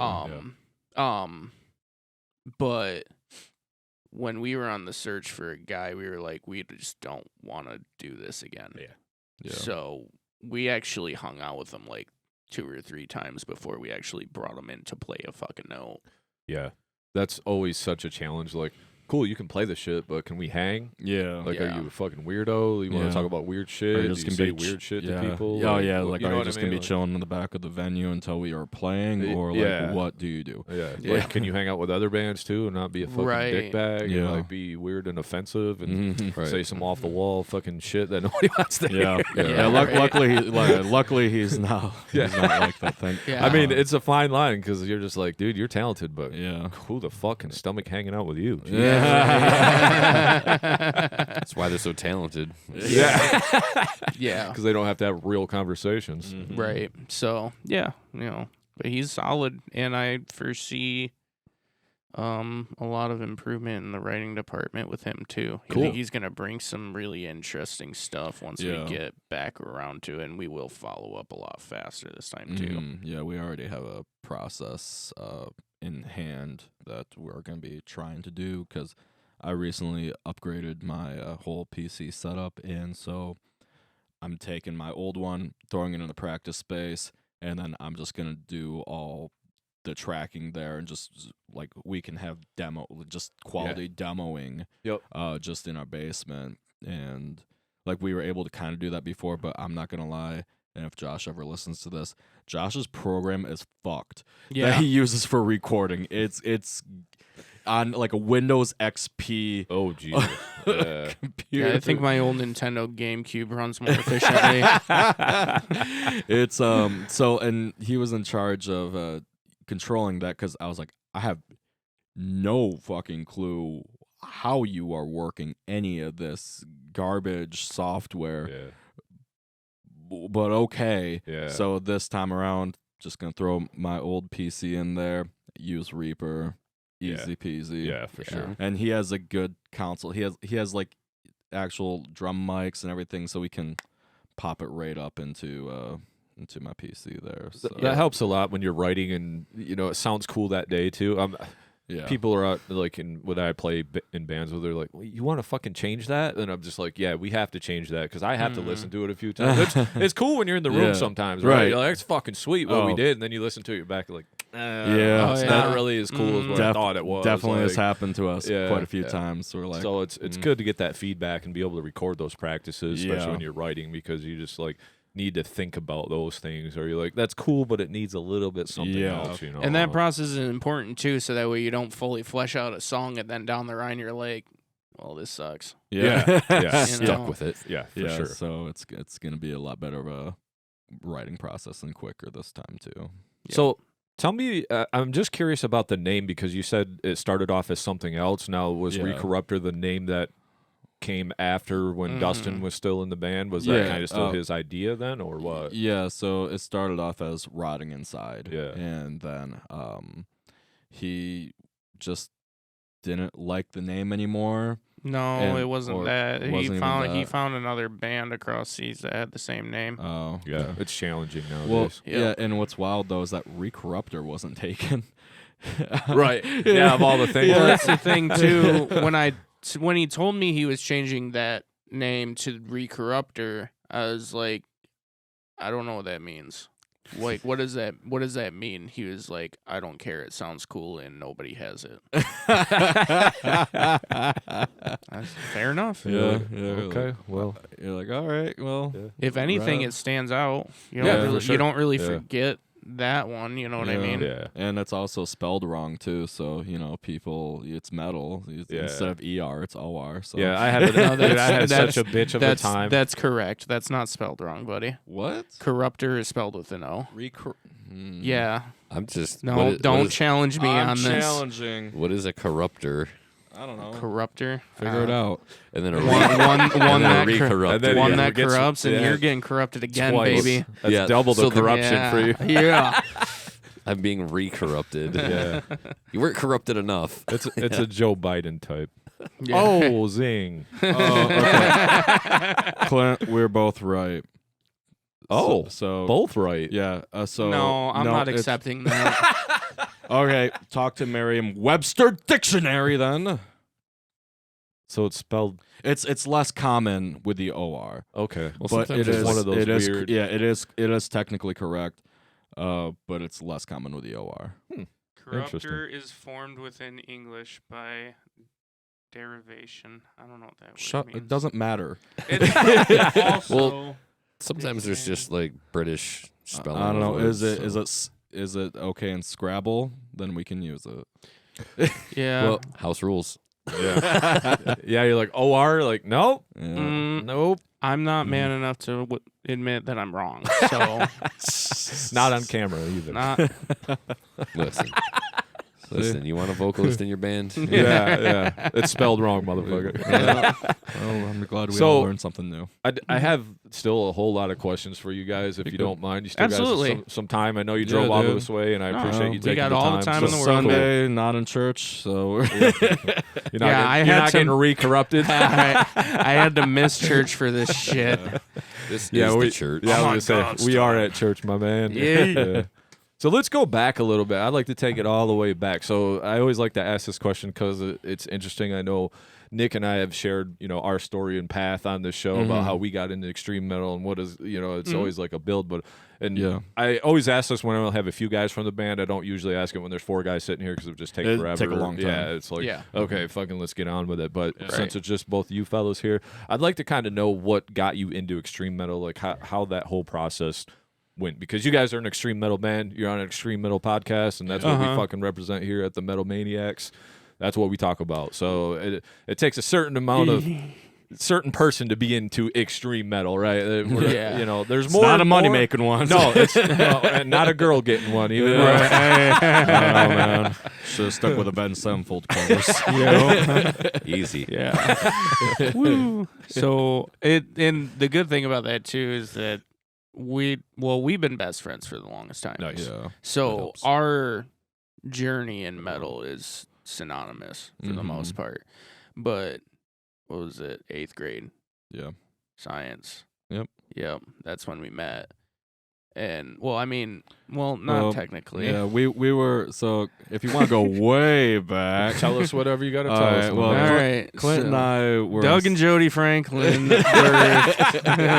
birthday little man named Clint Franklin. But Clint, After the drive-in.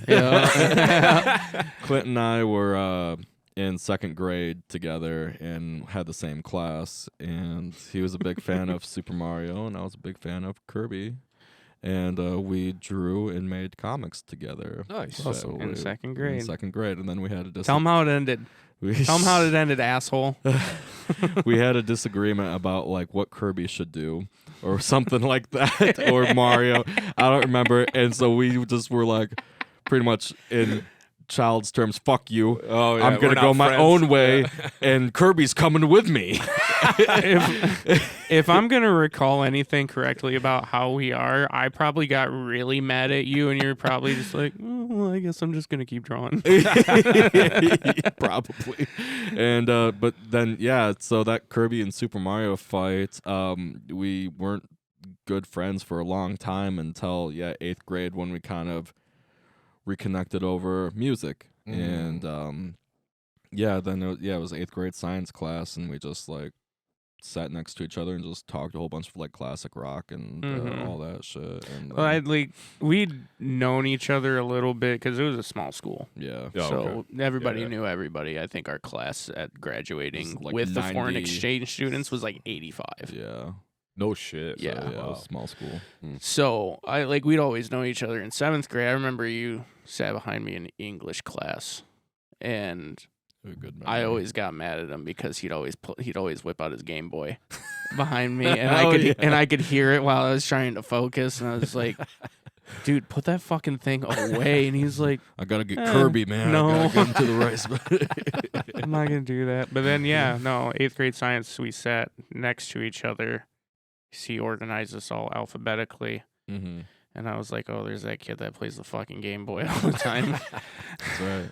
And we had to do Oh yeah, it was a science project. a science together. project. We had to Yeah. build a volcano. I feel, that's right. The old And volcano. And volcano. I had to go over to his house Ah. to build the volcano. And I was like, okay, we'll see how this goes and whatever.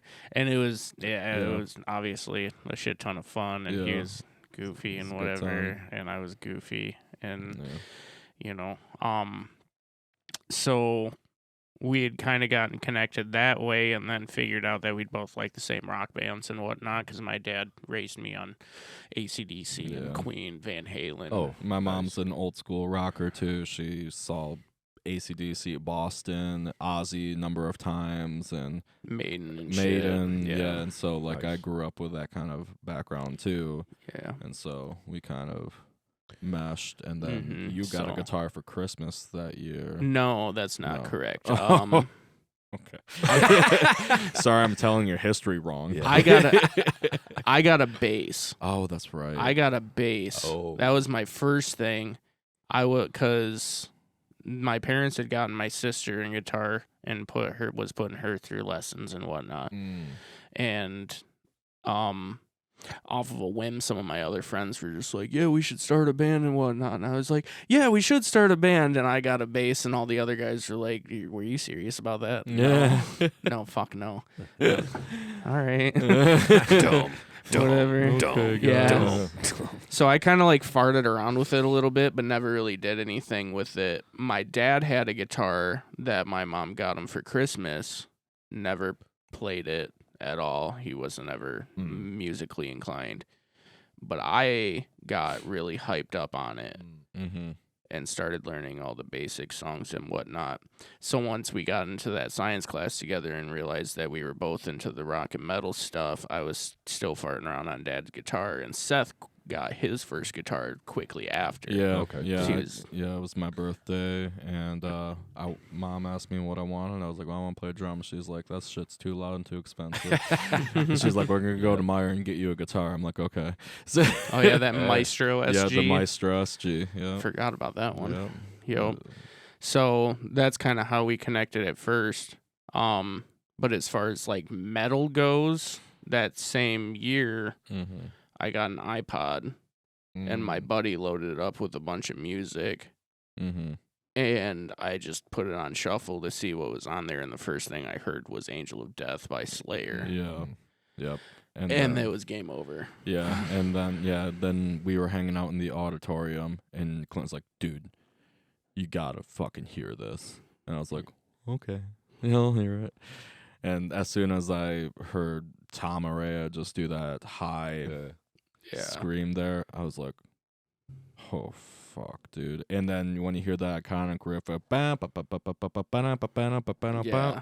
I was like, okay. And then All right, the, we're here. Oh, yeah, the fucking, like, drum. the kicks. Yeah, Dave Lombardo drum solo near the end. Yeah. Oh, dude, that. You know how it goes. You through pop culture, you've heard other songs. You know, I'd probably heard some Black Album Metallica stuff before that. Right, yeah. I'd heard Ace of Spades before that, but until that point, I'd always just thought that's just like rock music. You know what I mean? Yeah.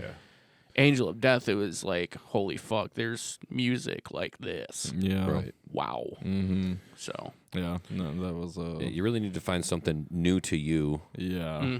to really propel you to the next level. I mean, yeah, like you said, I had heard Symphony Destruction and Enter Sandman on the radio, and I thought those were pretty cool. Yeah. But it wasn't until I tripped over like Among the Living or Rust in Peace on, Yep. just stealing cassette tapes, from my uncle's collection Yeah. and then going, oh, there's way better music out there. They're hiding it. Yeah, Exactly. I have to exactly. make it for myself. Yeah. So Yep. that's Yeah. kind of the way that goes for So, sure. yeah. Yeah, that's So yeah, with Slayer coming into our lives, thrash metal was the big thing for a long time. Yep. And that was like a really formative period too, because that same year Megadeth was just doing the Endgame run. yeah. And I don't Endgame no.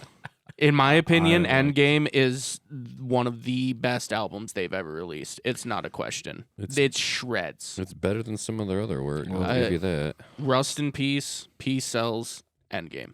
That's my opinion. I know that's not a popular I was going to say opinion, that. but Okay, I was thinking of Risk. That's what I was thinking. Oh, of. yeah. There's No. Risk. oh Because no, yeah, no. Because no. Endgame was after that. Endgame wasn't yeah, so yeah, I was thinking of the wrong. 2009. I think. Yeah. 2009, Endgame yeah. dropped. This would have been the first album that Chris Broderick was on. And Chris Okay, yeah, Broderick that is a plays good it album. in Yeah, Flames. dude. That shit, the way it opens up with Dialectic Chaos and This Day We Fight. I mean, Head Crusher, Oh, Head dude. Oh Crusher. my god. That's So that the was a big first. deal for us, and that was it was my first show. Yeah, it was. My first concert. Megadeth?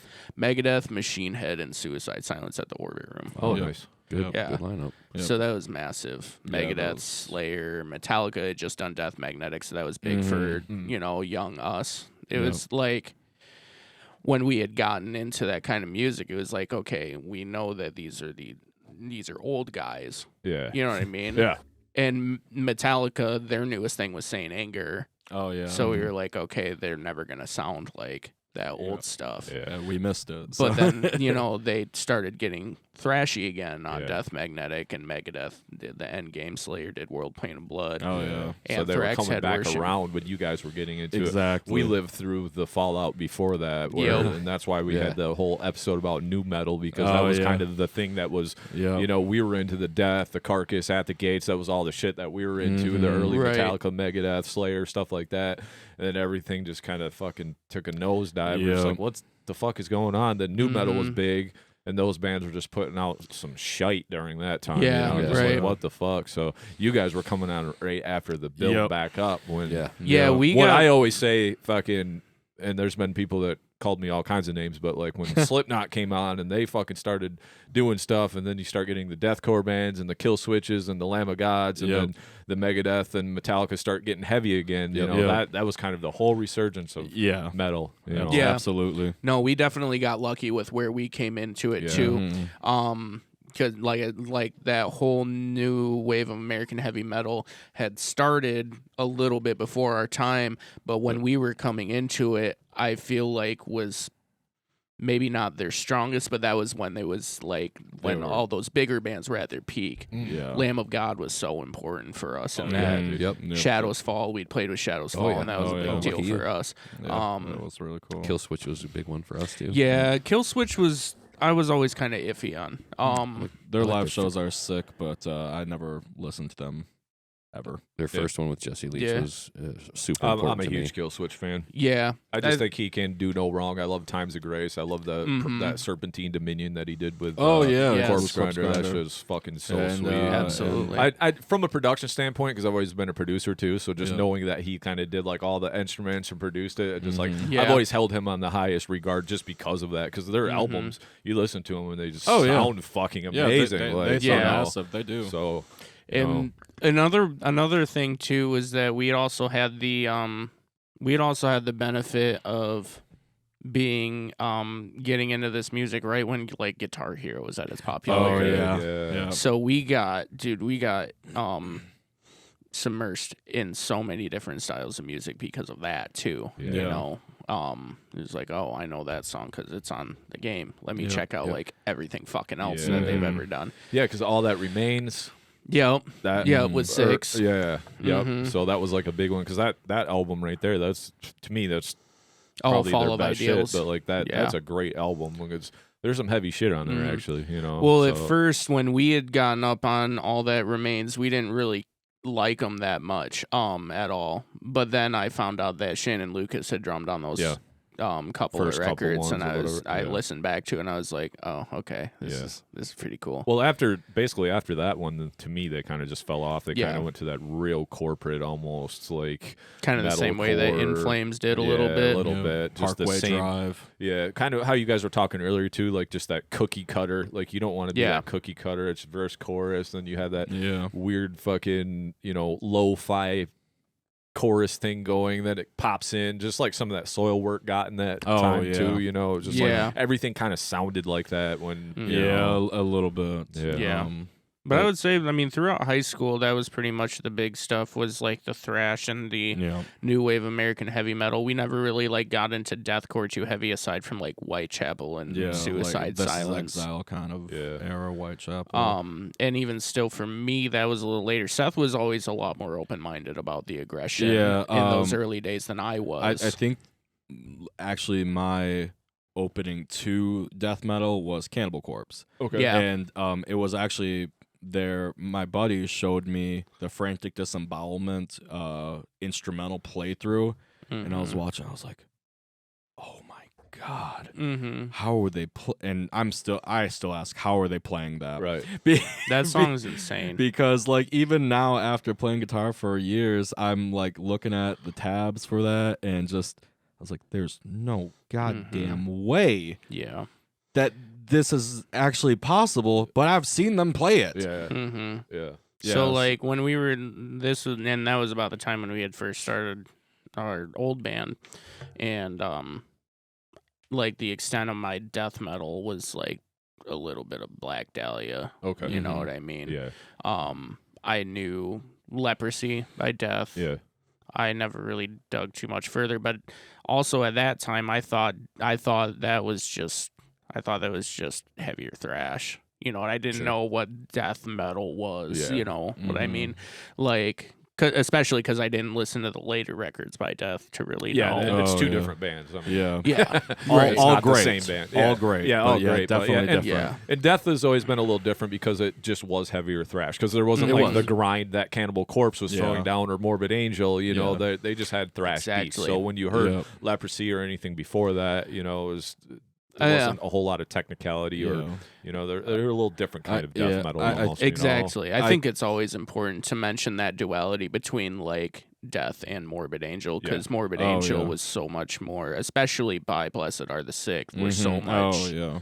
more in tune with what we know as death metal Yeah, today. sure. Yeah. I think fair. with Death, it was just more about the concepts that Chuck was singing Yeah. about. Yep. You know, Made and it just dark. kind of being there. But Morbid Angel, right alongside of Chuck, on starting that whole wave, but they just kind of amped it up with, Pete's drumming. Like, that wasn't. Yeah. That wasn't happening on those earlier Death records. Right. No. When they changed, obviously it was more to the progressive technical side when you got Sean in there and Gene and all those guys behind the kit. They're more kind of weird and flashy where, Pete's just fucking hammering. Yeah, bro. exactly. I think, though, probably the most death album, like straight death metal that didn't have like any thrash to it, was definitely kind of the spiritual healing time. James Murphy. It James Murphy's a god. Dude. Yeah, Discarnate. Discarnate. Yeah, that was when we fucking wore out the CD, burned it all the way through to fucking listen to that fucker. But yeah, that's definitely the most death metal. It's like strictly death metal I feel that's out there. Yeah. I mean, Human is my absolute favorite album from them. No question. Man after my own heart. But I mean, everything front to back on their discography is perfect. Yeah. So you were saying, did you guys end up getting into any deathcore? Because that shit was starting to come out when you guys were starting to get into stuff. That was, there's a few bands for me, Despised Icon, All Shall Perish, and Hell Followed With. Those are a few bands that stuck out to me. Yeah. But I just never, deathcore has just really never been my thing, and it's still kind of not. But I've been more leaning kind of with you just into Suffocation, the heavier behemoth, shit like that. Like death metal is more my thing, Yeah, I've grown warmer to the idea of deathcore. I think that there hasn't been a legit awesome deathcore band in a while. Yeah, because they're like you'd mentioned earlier, they're falling into either the black and deathcore side of things, or they're starting to put on this like the maggot stomp sound that like Sanguisuga Bog and Stab Wounds are doing and all that stuff. Shit, and I love. I like that stuff a lot more. Frozen Soul, shit like that. Yeah, that's a shit I really like and vomit for. But with like just deathcore in general, I mean, I think we probably agree on the same bands that we like Shadow of Intent. Yeah, and it's hard. It's deathcore anymore. That's a fine line. There's deathcore to me. A lot of people do lump them in, but I'm just like, man, I don't know. I love Shadow of Intent, so I don't want to label them deathcore. I know. But well, I mean, there's definitely a lot more prevalent on the first two records, but whenever I listened to Ben Dewar sing, I was always like, this dude loves Michael Ackerfeld. Like Bloodbath style. You know. He's a bad motherfucker. Oh yeah, dude. He's insane. I mean, that whole band is sweet as fuck, obviously. But Chris and but Ben's a beast. But I would say Whitechapel. Yeah, early Whitechapel. I'd say like up to their self-titled was solid for me, and early Suicide Silence too. Yeah. But I mean, other than that, the Red Chord as well is solid. The Red Chord's tight, but again, they were a part of that. I was with you. It took me a while to get back into the Despised Icon era with the Red Chord and Animosity too. Yeah, Animosity. And to me, Animosity is more like you could say it's deathcore, but they were they're definitely just so all over the fucking place. They were and definitely frantic, kind of like a first wave. Yeah, that's the important stuff. thing. You got to distinct it between the first wave of those bands where it was like they were really hardcore, with death metal influences. Yeah, it's the same way with metalcore too. I mean, you can call Converge, like Converge and Earth Crisis and all those bands. Those were definitely metalcore. Metallic hardcore, you know what I mean, as compared to what you hear in Killswitch and As They Lay Dying and 18 Visions and such. That's more of a, you know what I mean. With those like more kind of like frantic-y, like Converge style Botch. That's definitely that's definitely like first wave metalcore. Prayer for Cleansing, early Between the Buried and Me. Yeah, stuff exactly. Like that. Glass Casket. Yeah, I could go on. Fucking love Glass Casket. Yeah. Agreed. But did you listen to the new one that they did? The 4 song. Yeah. Adam's gonna be on the show, so perfect. Really? That's awesome, dude. That's sick. He actually sang on that Fragments record of ours. He did? Yeah, he did a song with us. I probably didn't even know who the fuck he was at that time. It's called The Out Within. He did a track with us. I remember. That's sick as fuck, dude. That's awesome. Good land. Good land. No, I've just always been a Glass Casket fan. Like I'm a big BT Bam fan too. I just really like those guys. But like Glass Casket was, I remember, not to go too far into my story, but I remember buying Glass Casket, we're gathered here today, and Unhallowed, Black Dahlia Murder on the same day. I just went and bought those CDs. And my buddy was like, "Hey, get these." Yeah, and I bought them, and I just went home. And my life was changed forever. Yeah, I was just like, "Okay, I'm in a whole different world of metal now, and this is my shit right here." Like, I was like, "This is so fucking awesome." Yeah, isn't it cool how music can just do that? Like, dude, you just remember visibly. You know what I mean? Yeah, and that's why I like. That's why I love doing this podcast, and not only having bands who to talk about your band, but just to hear you guys' stories, because it's like the same, but it's different. You know what I mean? Yeah. Like, and it's just an evolution into like, and like I said, we're a small army of guys that fucking can sit here and talk about all these bands and these really crazy off the wall bands, because most people are, what the fuck are you talking about? Like, it's just crazy. And he's just saying, like, I haven't thought about a time where I haven't listened to death metal in forever. Yeah, it's been, you know what I mean? Yeah. That's what I was gonna say, because Seth had gotten into death metal faster than I did. We had. I remember visibly we had gone up. We'd go up to Guitar Center in Grand Rapids all the time. It was like a big thing. We'd go as a band, go as a group, and we'd jam out and play on all their guitars and then leave and not buy a single goddamn done that. It's always a thing. And then the one day, because I remember you said you made a big old trip to the secondhand corners down in Hastings and got a bunch of CDs. Yep. And the whole time we were listening to fucking like Serpents of the Light from DSI, Once Upon the Cross and whatever. And I was just in the from Cannibal Corpse. Yeah, and I was just in the back of the van, just like, what the fuck is this? This is shit. And look at you now, buddy. Yeah, right. Look at you. Listen to you sing. It actually took me a long time to get into Deicide in general. Yeah. Why do you think? Glenn Benton. No, Glenn Benton's voice was actually the one thing I always really liked about it. Yeah, he's even even if he is kind of a one punch man. When it comes to that, he always had an aggressive voice. But by the time, so when we'd listen to that in the van, it was our bassist van, right? And his speakers were shit. So even from the perspective of a kid not knowing what death metal is, it just sounded like jumbled mess. Oh, yeah. You know what I mean? So I was like... Speakers are farting. Yeah, exactly. And all that double bass. Yeah, and I mean, just the 90s production of death metal, too, Well, and even still, Serpents of the Light is not a well-produced record. It's not. I love it, but it's not a well-produced one. Yeah. And, I mean, Vile from Cannibal Corpse, too. I mean...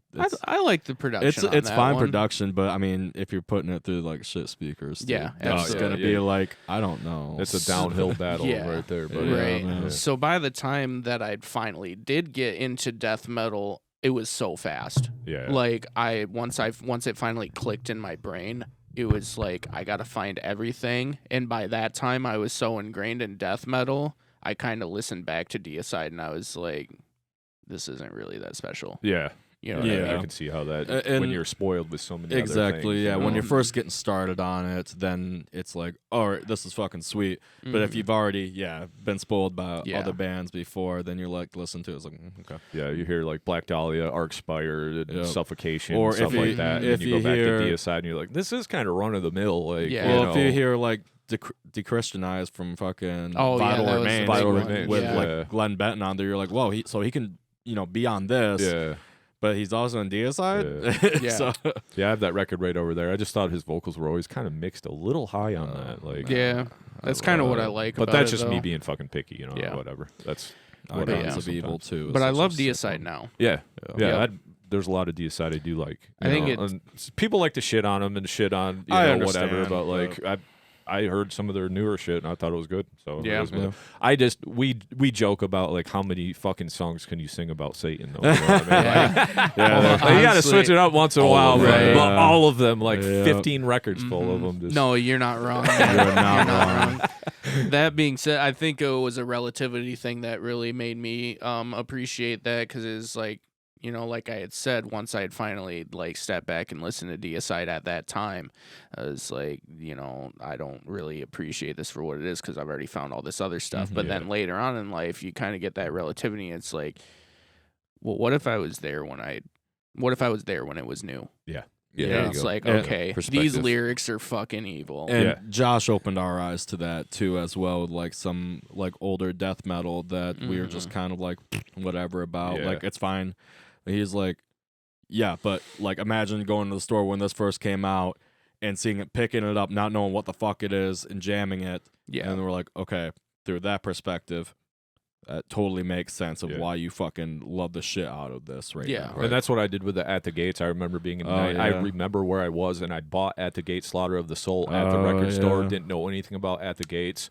I fucking listened to it. I don't even remember anything from that day except listening to that album and coming out of class. And I remember, I think I found him in the hall, and I was like, dude, this is fucking awesome. But if you've already heard Black Dahlia Murder or Soilwork, and then you go back and listen to that At the Gates, it's like it's still great, right? Yeah. But like it's a different path. It's not getting it just because you saw the artwork and thought it was sweet type shit. And I mean, at the time though, too, they probably wouldn't realize that like this is the base of why Black Dahlia and these bands kind of exist. Exactly. Like, they made these riffs originally, like them and Carcass kind of did that. Yep. And Black Dahlia was like, sweet. Yeah. Let's just amp this up a little bit. They're their more. dads. Like, so pretty much. At the Gates is definitely solely responsible for the way, them and In Flames. Like metalcore, for early in the the way Flames. metalcore sounds. Like that type of metalcore, absolutely. Yeah, we did that bio on At the Gates, and that's one thing that we talked about is like they didn't even realize it because they broke up right after that because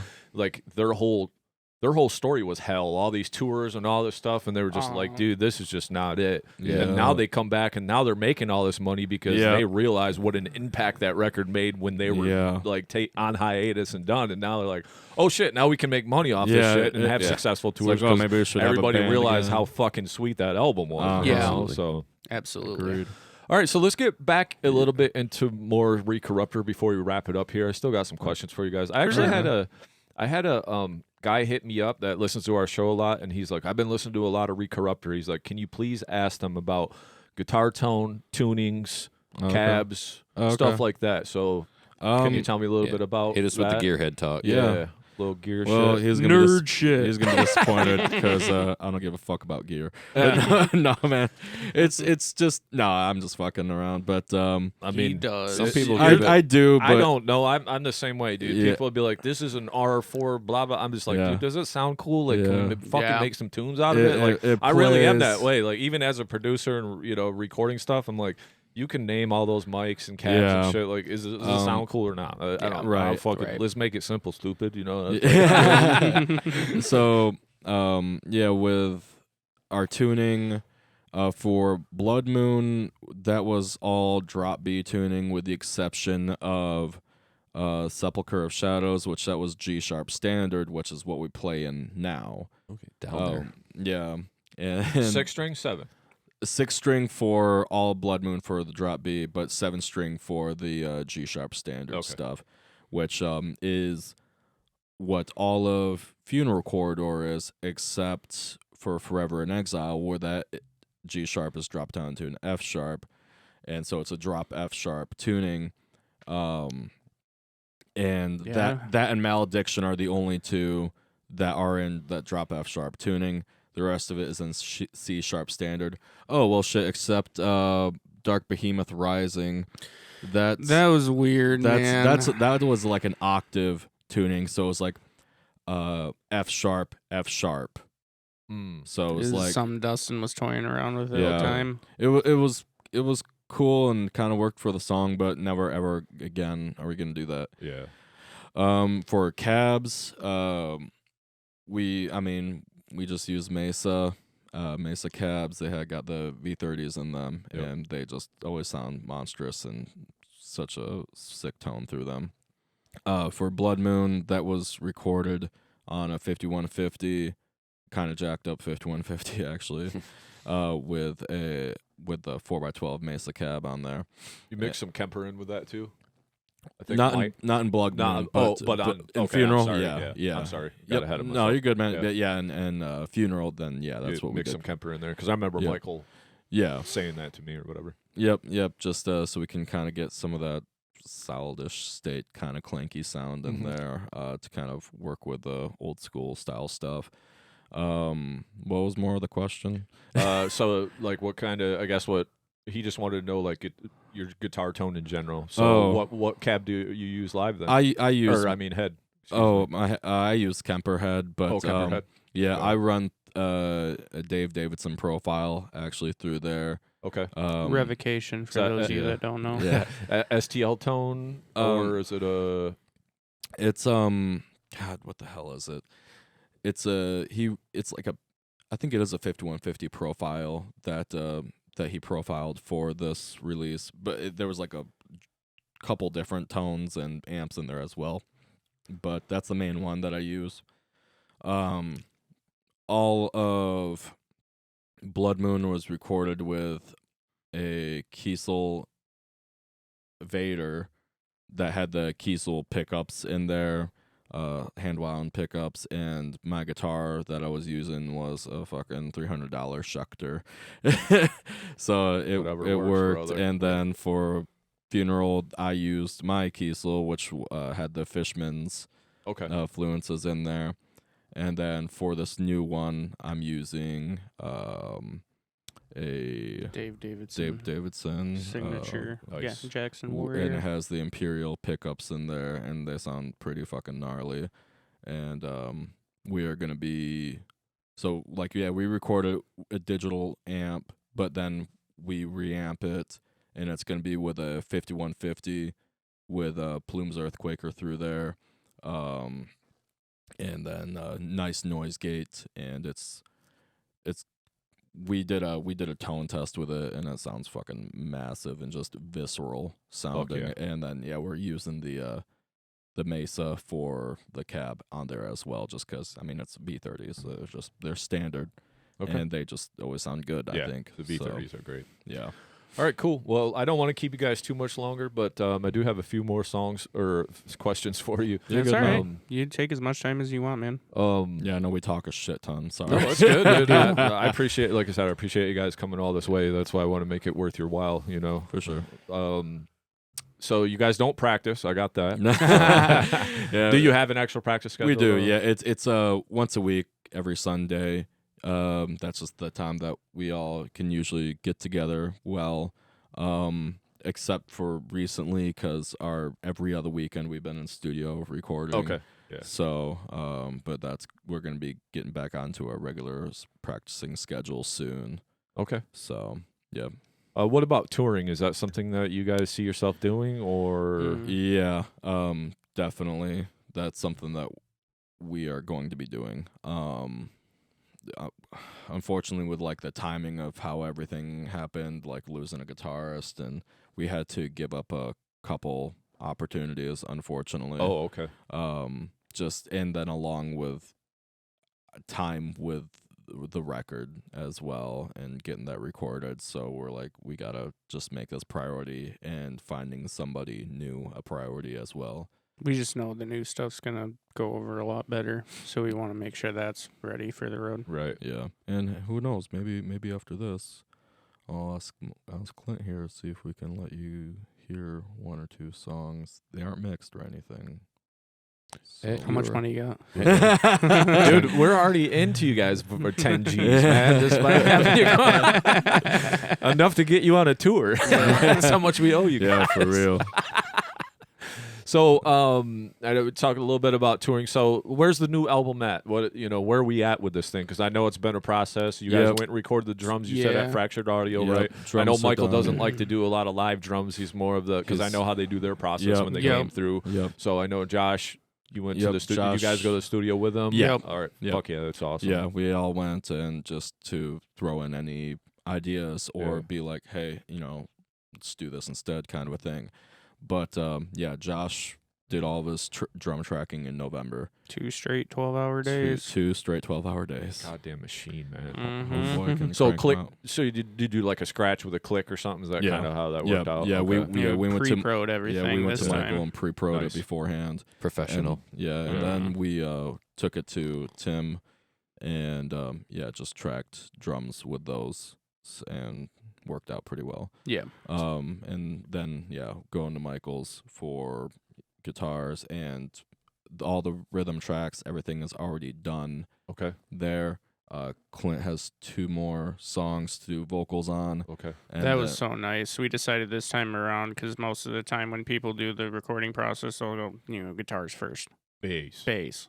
vocals. Yeah. You know what I mean? Yeah. We actually did it to where he would track a song, and then I would track it immediately after. Nice. Yeah. Okay. That's cool. So it's like I don't have to worry about, like I said before, broaching my fucking throat, Yeah. doing a bunch of shit. Yeah. You got 2 days or 3 days to get Yeah. in there and do all the fucking songs. Honestly, it's been a really nice process doing it like that. Gives a lot of time for both guitar and vocals to kind of experiment around with some things. Yeah. And add, take away, just There's And no worry. most importantly, rest. yeah. And you don't worry about any exactly. continuity Yeah. with that. No. No. Because, I mean, like, you're taking time off, but you're actually coming to the studio with a full, fresh set of vocal cords every time. So exactly. actually maintaining continuity instead of burning yourself out, like, over 12 hours. Like, we both reached a point where we were, like, literally could not. With the vocals, we're like, dude, it's been like 4 or 5 hours in a row screaming our heads off. Like, just can't do it. So come back next week, right? Exactly. That's tough, dude. I mean, I can't imagine anybody doing vocals that long and being okay. You know what I mean? Yeah. The most seasoned of vocalists, dude, that's stressful. Yeah, it hurts. For us, it was a little different too because our album took so fucking long to do that we didn't do any death metal vocals for like 2 years before we went to go record them and like, now we have to fucking try to do all these vocals after not even because It's a big you one. gotta fucking stay up on that, man. You gotta have that throat broken in. You know, it's like, I do. so, I think, because I mean, when we were in the process of writing this whole stuff, I barely did any vocals, and it then was once I mostly came just back to guitar. it, I almost sounded like a different person. yeah. Because shit just resets after a while if you don't, Yep. consistently stay on top of that. Yeah. So this whole time I've just been like, if I'm not in the studio doing it, if I'm not at practice doing it, I'm in my fucking car doing it. There you go. Every fucking day. Right. Yeah. So But then this coming weekend, finishing up vocals, doing bass, and then the next weekend, just laying down lead parts, and then we'll be done. And then it's just on to him to mix it. Just mix And it. then he said something about you guys are sending it somewhere to get it mastered, right? Yeah. Yeah, That's what we haven't landed on a person yet, but we have a couple of guys that we've narrowed it down to that have done some of our favorite records of all time. So yeah. we're stoked. That's what it's looking like so far. So these opportunities that you missed, real quick, any names you can share with us on these opportunities that you missed? I mean, they weren't big names, but it was just good, like East Coast touring. Good venues. Just a couple of bands that are close to our size, if not a little bigger, maybe. Yeah, sure. You know what I mean? And But getting you guys on the road. Yeah. Right. exactly. Exactly. So, and like at the time, we asked one of our friends, Eric Parton, who is in Detroit area. He plays with like Carnus and Mortalis, or doesn't, like, that band's on hiatus right now, but Manic Outburst right now. And he was like, I am practicing so fucking hard to do this Manic Outburst album, and I cannot dedicate that time. And I was like, understandable, man. 100%. He's also such a solid player. He has like a perfect pitch. Yeah, we had him fill in for a show of ours, and he had that shit down pat so fast. Yeah. And he learned a bit of it by ear for sure. And when we were jamming together, he was like, I don't think you're playing the right notes. And I was like, I wrote the fucking song. What are you talking about? And he's like, I think that you're playing it wrong. And then I listened back to it, and there were just like 2 notes, and I was like, oh my God, you're right. I've been playing it wrong this whole fucking time. Yeah, you write some and then go back to practicing. Sometimes it's a little different. Exactly. And that's why I tab everything now. Yeah, good idea. I want to know, because you guys have some guitar solos. I'm assuming you do some of them. Yeah. Or you do I do a couple. majority of I them, do or it. a couple. I do They're a couple. split, Yeah. kind of, because 2 lead guitarists, basically. Yeah. Whatever. Nowadays, everybody's a shredder. What dictates when you guys put a solo in the song? Because I notice there's not solos in every song, which I don't think is necessary either. It's not. But, I like them here and there.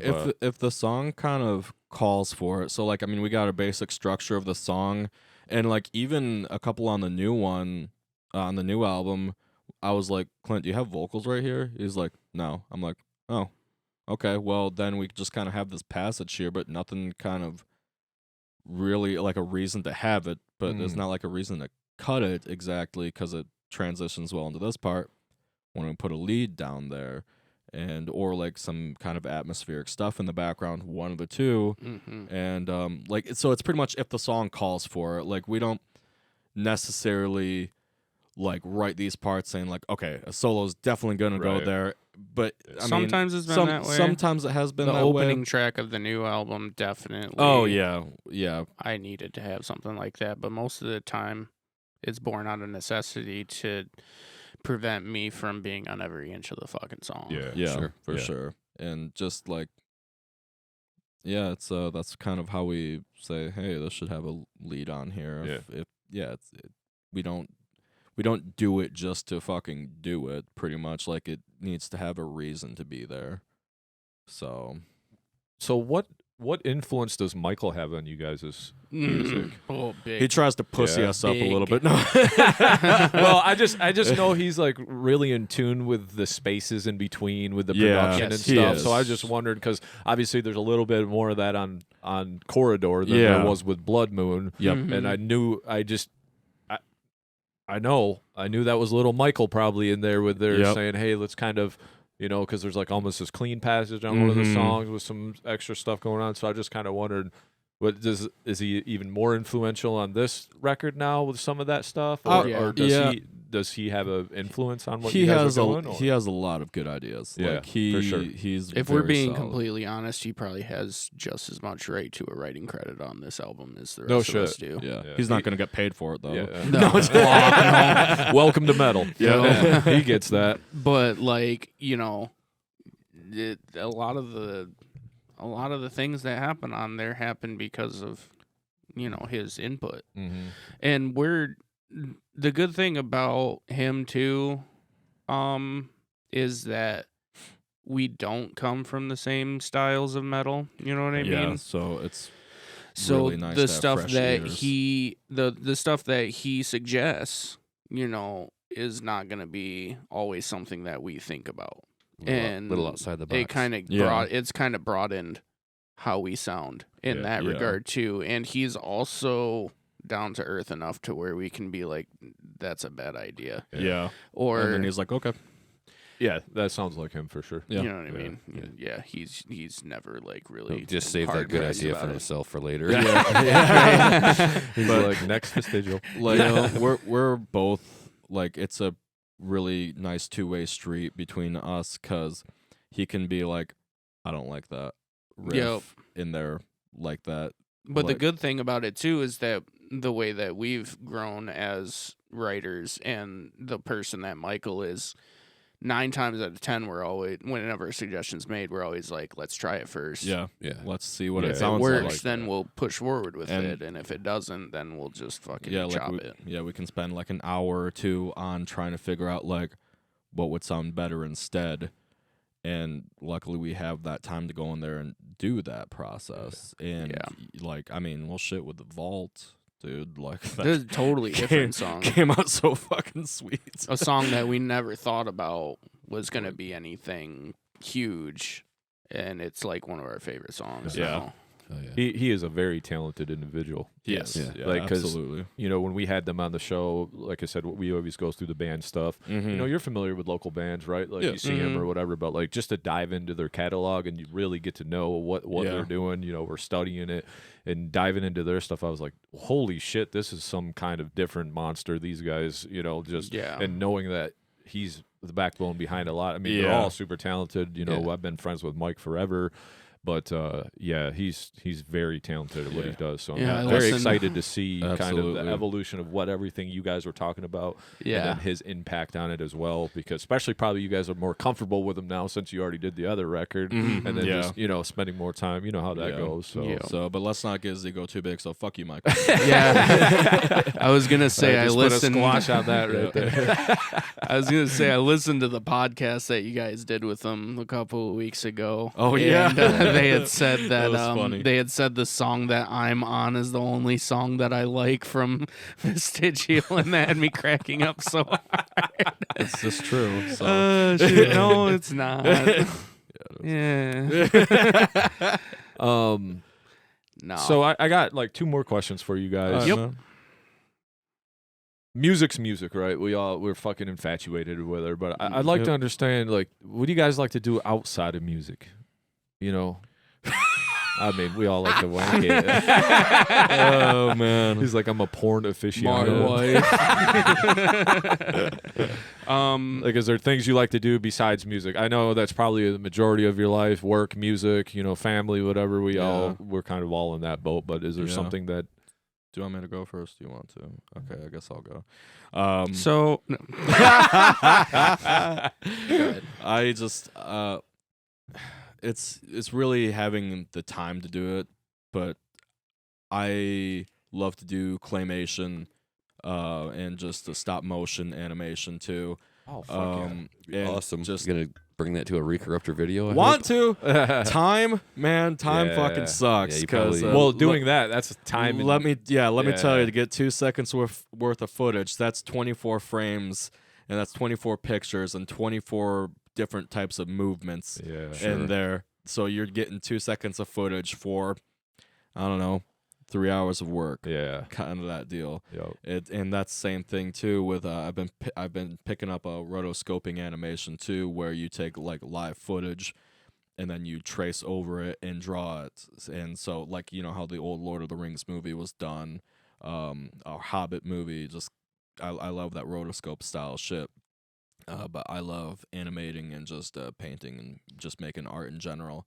But since having a kid, it's been hard to find time for that with job, and especially right now with recording stuff. It's really hard. But I do really want to get back into that. Do you think there's a balance between your claymation stop motion work and a little help from AI? I'm never going to. Never gonna. Mm-mm. I was gonna add, would that diminish the value of your own work? Actually, Cannibal Corpse did it pretty right though recently with their most recent music video, where they kind of used like an AI claymation deal. Yeah, it's a song called "Vengeful Invasion" or something like that. But it's done very tastefully. Like, it seems like it has the actual like claymation in there, but it's like kind of animated with the AI. Okay. So I think that was that's a good way of using AI as like a mixed media. Okay. Sure. Not its sole media. Well, like I was wondering claymation. if you create your characters and your setting, but then use the AI to kind of help move it to speed things up. Yeah, and I mean, you can do that with stuff in like Blender too, where you can take like an image, like scan in an image or whatever, and so you get like a 3D model of it, and then you can essentially give it like joints, and so you can like freely move it within this Blender program. Sure. Mm-hmm. And so that's another way of doing it too. But I don't know. I love the old style stop motion, because when you do it yourself, you can kind of fuck up on like some of the lighting or not keeping things 100% consistent. But that's what also makes some art really cool, because it can kind of give you like an uncanny valley of it and just kind of maybe make it a little bit more uncomfortable. I'm gonna suggest a movie real quick that kind of does that, but it's called I think it's called The Wolf House or La Casa Lobo. Okay. Fucking crazy creepy shit. stop motion movie. It's not like on any streaming sites, but I think you can watch it for free on YouTube. 100% check it out. La Casa Lobo. Yep, House of the Wolf. Cool. And it's based on a true story too. Oh, nice. Yeah, it's wild stuff. There's a house and there's a wolf. Yep.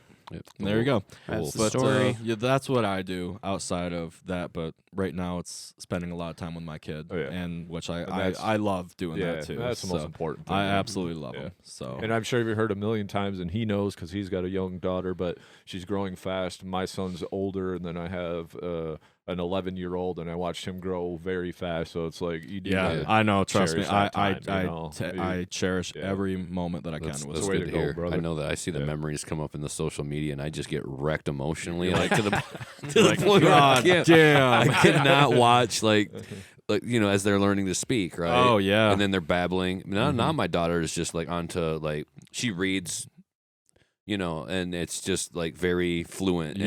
But then you go back to when they could barely do it, and you're like, it's like, Jesus, what happened? oh God, I don't need this right now. Yeah. So good for you on that front. Always cherish that because that is important. Yeah, you're not getting that back. All right, what about you, Clint? I don't do shit, and No? I want to keep it that way. Yeah, I work just the music guy. I work 50 to 60 hours a week, depending on how busy, if it's the busy season or whatnot. Yeah, So when I go home, I'm there. just chill. Yeah. Yeah. Pretty Like streamlined. I like to think of myself as a pretty social person, but I guess over the last, especially over there since the pandemic, I don't really go out that much. It was hard to come back out Mm-hmm. in a way, especially for my wife and I. I know Jay and I got out to a concert right away. We went to see Black Dahlia Murder, Yeah. and Rivers of Nile was on that bill as well. And I received COVID. Yeah, he got COVID for it, and I was the one with the bandana on. Man. But I get it. it was hard to come out. I agree with you there, and Yeah. you have a different feeling about it. Now it's not really a big deal, but your whole appreciation for going out is somewhat diminished, or just changed. Your outlook on things has probably changed. I think it's more of it. Yeah, it's not so much I was never really nervous about COVID or Sure. anything like that. I took my precautions and Yeah. whatnot. And but aside from concerts, because Crystal and I will go to concerts whenever we can. But I don't know. I like to be at home, man. I'm tired. Yeah, Yeah. also get it, man. Everything costs twice as much as it ever did. So You ain't if you're kidding about leaving that. the house, it Yeah, costs gas to man. get there, and it costs half a paycheck to sit down and eat. So Mhm. might as well just stay at home and have a hot dog, man, and watch TV. Right. Yeah. Corn dog in Clint's But case. yeah, but I don't know. Like, You don't play no video games, nothing like that. I'm really. I'm gonna take a piss real Yeah, quick. go right Okay. ahead, bro. I already know what We're Clint gonna does in his piss spare your time. pants. Yeah, Piss your pants. like I said, The jugs. he Oh, didn't he's finish going. that yet. He's going. He's going. Hey, you learned that from your son, didn't you? Yeah. So I'm really big on Clone Hero. You know what that is? no. No and yes, So because I've seen your post about it. so So it's like Guitar Hero. yes, they Yeah. don't make Guitar Hero anymore. Obviously, Yeah. that's a thing of the past. That being said, there is a large community online of people that love Guitar Hero, and they make charts for pretty much any single song that you can think of. Wow. You buy your own guitar controller that's USB connected to the computer, and you just download the song and go. It's just a little zip file for the song. You download it on there, and I've got about fucking 2,000 songs that I just sit down and I just rip it. Nice. And Is it's there fun. levels of difficulty on it too, like there is on the regular on the So other Guitar Hero? Or is most it of just the one? most of the files are just designated to expert. Oh, Jesus Christ! Yeah. If you're that into it, I mean, that figures, that tracks, Mhm. right? Like, Yeah, because gonna I be playing mean, it these so much. people that are making the songs, especially with the songs that I'm playing, the songs that I like to play, Yeah. they're getting as accurate as they possibly can to the actual notes that are being played. So if you're gonna pick up a Revocation song, you're gonna be playing Revocation, Yeah. and it's gonna be fucking All hard. those notes and. Yeah. There's no way to make that easier. Yeah. Like, you're not playing easy revocation riffs. Yeah. Right. Like- Yeah. Because I mean, these guys that are making the charts, that's what they want to play.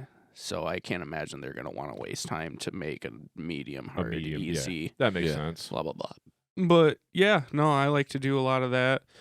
I want to stream it because I really feel. I mean, so with TikTok, there's a big community on there. Yeah. That people will stream live and play this game, and they've all these streams that I always watch have a ton of people that come in. Yeah. Most of the time they're playing through the fire and flames, and that sucks ass. But Yeah. I can't believe but you're still talking. but It's like, I know you don't do that much. right. But with TikTok, you have to have 1,000 followers to even begin to Oh, go yeah. live. Yeah. Yep. And so I've kind of got to like build some content to be able to do that. And I am just not good at it. Yeah. I don't know.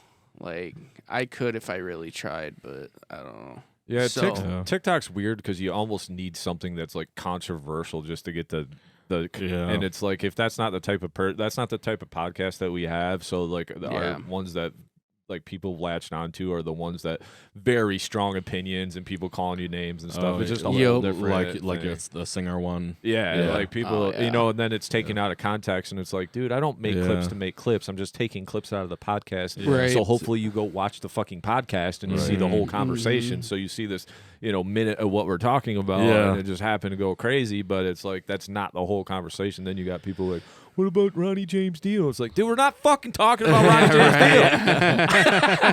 Dio. He's great. He was great. Yeah. Fucking horns, but that's not what we're talking about. Right? Jesus Christ. No, I get you. And it's almost like, I mean, how clickbaity everything has become. Yeah. I'm just, dude, I am not that kind of person. I am not willing to fucking create content that's for a 2-second fucking attention span. staged. Yeah, and That's that's you know what I mean? That's the thing too with the podcast and putting out those clips and stuff. It's like I don't want to just like say something that somebody's going to disagree with just to try to create content. Like I just fucking watch the podcast, please. If you're into what we like, cool. If not, I don't give a fuck. Fucking watch it, dude. Yeah, and if you don't watch it, that's cool too. Whatever. I don't. We just do it 'cause we like to fucking do it. Yeah, if you don't watch it, Seth's coming for you.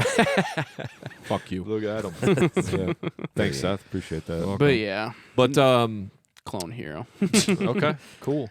Well, Mod has one final question for you guys before we wrap this up. You guys probably heard me ask this before if you've watched any number of these, but I always got to know so that we can let the viewers know, you know, what you're listening to right now. What's the heavy thing that really motivates you, and then what's something that you like to decompress to and chill out to? You really sure you want to ask this question to me? Give me the weirdest thing you got. I don't even mind. It's not so much weird. It's just a lot. I'm always listening to music, man. Narrow it down to a couple of your favorites that are off the top, just like for sure. Let's see here. Skeletal Remains just put out a record that's fucking gnarly. Oh my god, loved it.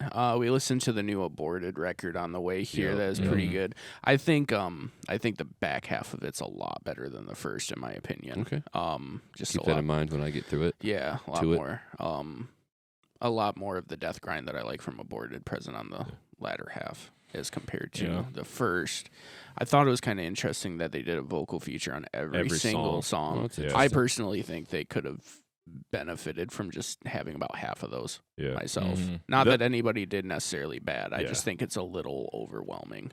Well, their singer is so damn good anyway. Oh He's my god, fucking monster. Yeah, Sven or whatever. Sven de Calloway. Yeah, so he's so fucking sweet anyway. It's like I get it because it's kind of like that cross promotion thing. You got Ben on there and you got out, so like it works in the marketing world, but at the same time, it's kind of like right. You know, sorry, I'm just looking at my recents right now. No, please do, bro. I will give a shout out to a band called Volcandra. Oh yeah, we played with them last November.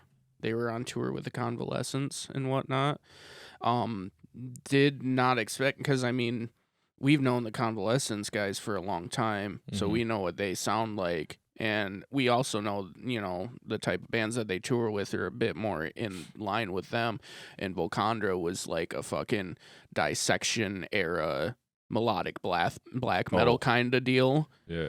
And whatnot. I mean, that's kind of narrowing it down a little too hard, but still.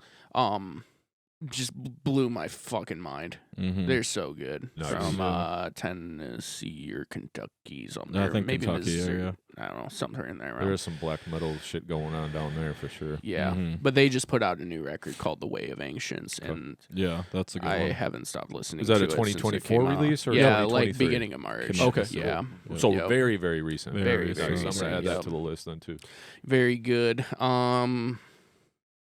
Yeah, that's about all in Judas Priest's new album. Yeah. I always like to go back and, you know, see what the legacy bands are up to, and this is actually one of my favorite records they've done. I heard it was pretty good, too. It's incredible. Yeah, it's good. Might be a little long, but that's okay. Every minute of it I enjoyed. Yeah. So, you got anything chill?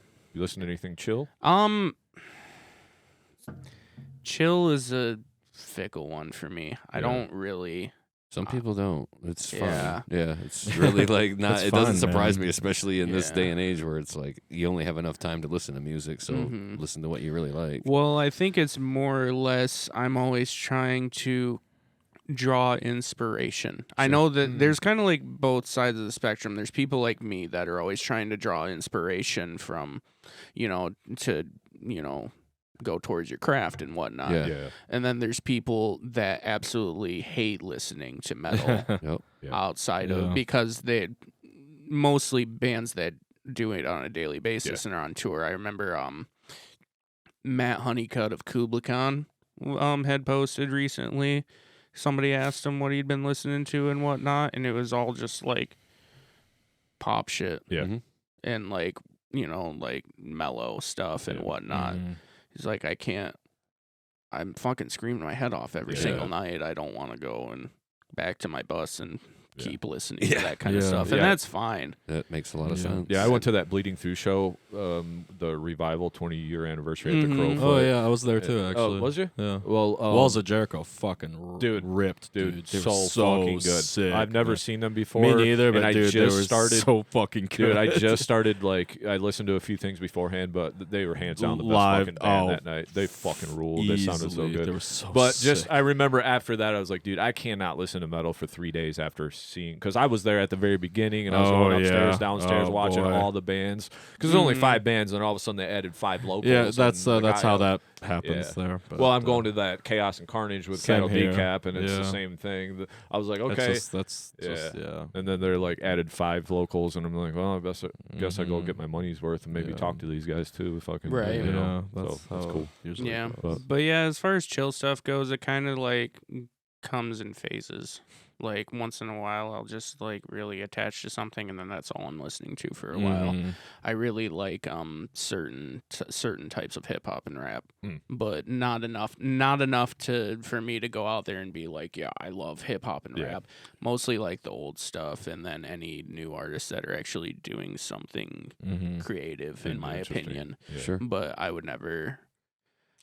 How I like to proclaim myself as a very knowledgeable metalhead, I would never say that about another type of music for myself. Right. Sure. You know, I'm not on the up and up with that kind of stuff. That makes sense.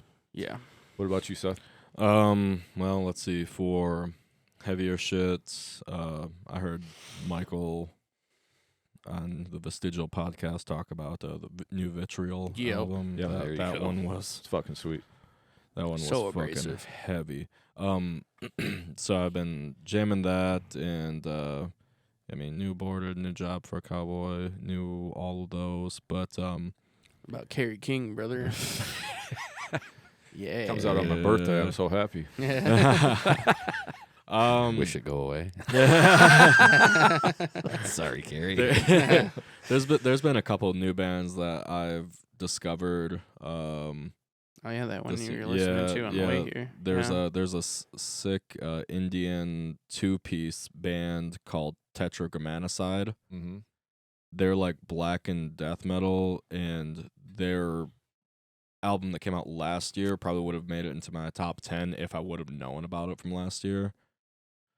Dude, Is that good? this thing has it riffs. I was impressed. It's very It riffs very good. really hard, and plus the album cover to this album too is so gnarly, so gnarly. Tetragrammaticide. Yep, which is pretty much it translates to essentially killing of gods, which is pretty much so they're like Indian deicide.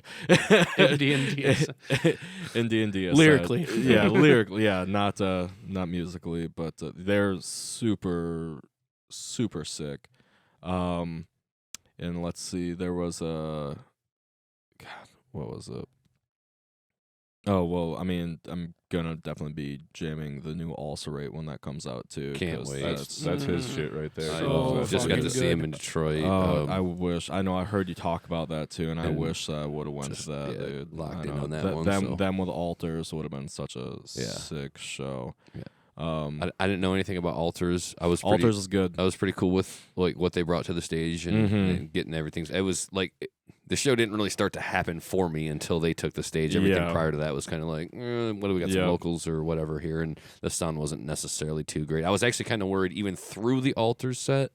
They didn't sound great. Oh, really? And I don't know what to say about it. I mean, I'm sure it's not necessarily them, but Ulcerate sounded good. Yeah. Like that much did happen for me. I was worried, but it happened. Dude, Are you they're so familiar with Nightmare? No. Oh, yeah. I told they're you cool. about them last year, and I Damn said it. this Yeah. would be an album is that coming you back would to me fucking now. love. Yeah. Yes. Yeah. That, Who's I'm blanking. Latest Who's the guy one's they have so now? good. Is it Keith Merrow or is it Wes House? It's Keith. Yeah, it's Keith Merrow. Yep. Yeah.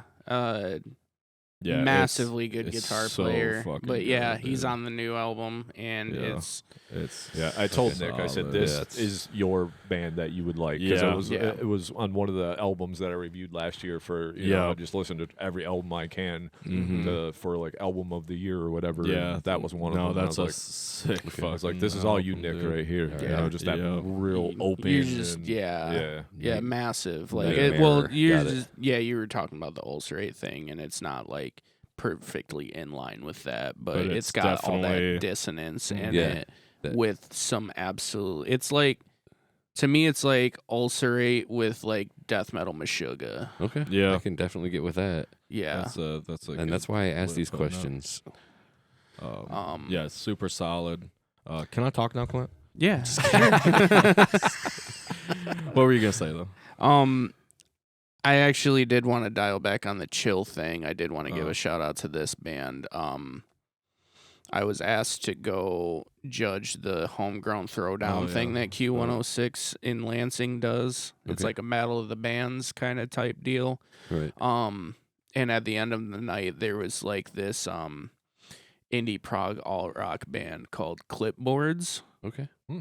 And it was weird because it was the whole night. It was like a big snowstorm, so there wasn't like a lot of people there. And I watched all these bands and whatever. And by the time the last band had come on, which was Clipboards, I had never heard of them, and most of the people had already left and whatnot. And they fucking, dude, so good, just ripped it. If you like stuff like Fall of Troy and Chan and like really progressive stuff with some pop punk influence in there. Nice. It's very chill, and I liked that a lot. That could be fun. Yeah. But those are kind of like the heavier stuff I've been jamming lately. As for chill stuff, I do always like going back to like Catatonia. Okay. I love Catatonia. Woods of Ypres. Mm. Fucking love Woods. And You've probably been listening to a lot of Miss Rachel. I have been listening to a lot of Miss Rachel. Yeah. Learning Having them the ABCs. kid, yeah. Son, Mr. Golden. All right, anyways. And then actually a couple kind of off the wall artists that didn't really expect to like too much, but really good. There's a German country band called Dirtwater, Okay. and their 2019 release was super solid. It's like there's no drums. It's all just stringed instruments, and it's about kind of like German folklore. Oh, nice. Kind of it's super sick. I love their last album. It was so good. But then another one too that I like is an American artist called Coulter Wall. Mm-hmm. He just kind of has like a Johnny Cash feel to him. Okay. And he's like 27, 28, something like that, and he has the voice of a 60-year-old man. So, but that's some good chill stuff. And then last one that I want to mention, they aren't super well known, but they're called Holy Fawn. I know Holy You know Fawn. Holy Fawn? Yeah, I have Dude. Death Spell album. Oh, dude. So I don't know. This- Did they come out with a follow up Yeah, yet? yeah, It they is did. out. Yep. Okay. Yeah, they did. I'll That have was that came out in 2022, 2023. Okay. But Absolutely love it. Like shoegaze. Yeah, kind shoegaze, of kind of post rock Yeah. feel. I Yeah. really I love that shit. Like the vocals are buried in the back. They're hardly in the mix. I It's know. like the I 10 feet away love from the it. mic, but And don't need it like very much. similar to kind of like explosions in the sky kind of a Okay. feel, and just so that kind of like post rock shit too. I really just love having on in the back. It's super Yeah. chill. Yeah. Um, That's cool to hear you say that. so yeah, I like when I hear some of the bands that I also like that I feel like they get nobody. they get no acknowledgement whatsoever, and there's really no place for me necessarily to wedge them into the show. Yeah. So that's why I ask these questions. You You know, kind of just got to do it, man. You just got to say it. everybody go listen to No, Holy Fawn but- right now. They are But real- like they on are the really real good. though, I mean, like I think that's half of. I mean, my thing is I just say what I'm listening to, and people either really like it or they just kind of ignore it and whatever. But at least you tried. Yeah. At least you tried. Well, is there anything else that you guys want to cover about Recorruptor that we didn't go over today? I had a few more questions for you guys. I just want to let you know you guys get some more stuff coming out. Whatever, you're always welcome to come back on the show. I appreciate you guys making the fucking trip. Yeah, we'll come back out tomorrow, here, man. Okay, Monday, 12 p.m. It is. Yeah, I'll skip work for it. Yeah. But is there anything else that you guys want to cover? If you want to support Recorruptor, send us your social security number. And 10 grand. We need the money. We do. We have a show on May 11th or April 11th. Sorry. What's the fucking day? April 26th. April 26th. Yeah. I don't know what I'm thinking of. April 26th in Yeah, Grand Rapids, Mulligan's Pub. Yep. We will be headlining with Mouthful of Locust and Go to Kira. Nice. That is the only show on the docket as of now, but we are planning more. Well, so be on the lookout for that. And we have a new record coming out. We're also on Michigan Metal Fest this year, too. We're also on Michigan Metal Fest, and we need to sell tickets to that. So please buy tickets.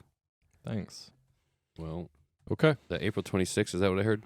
April 26th. All right, I'm going to look into that because I'd like the sound of that bill. And I want to thank you guys for coming out and wearing shirts. That was definitely something. Shirts, the no shirts thing. Yeah, I definitely wanted the. I also want to say I'm glad you guys could put the Kirby thing behind you, so you can make a cool fucking band. Yeah. And be here. Yeah, not a lot of people know that story of us. Honestly, it's now everybody knows. Yeah, everybody knows, but that's part of Clint and I's lore there. But yeah.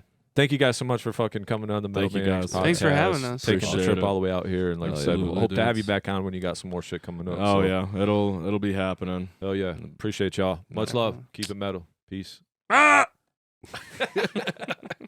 Thank you so much for checking out the episode. Be sure to hit that like button and give us a share. Yeah, and if you enjoyed our podcast today, please give it a rating on your streaming service to help us gain some exposure. And if you really enjoyed the show, please give us a follow or hit that subscribe button and come hang out with us every week. And remember, keep it metal.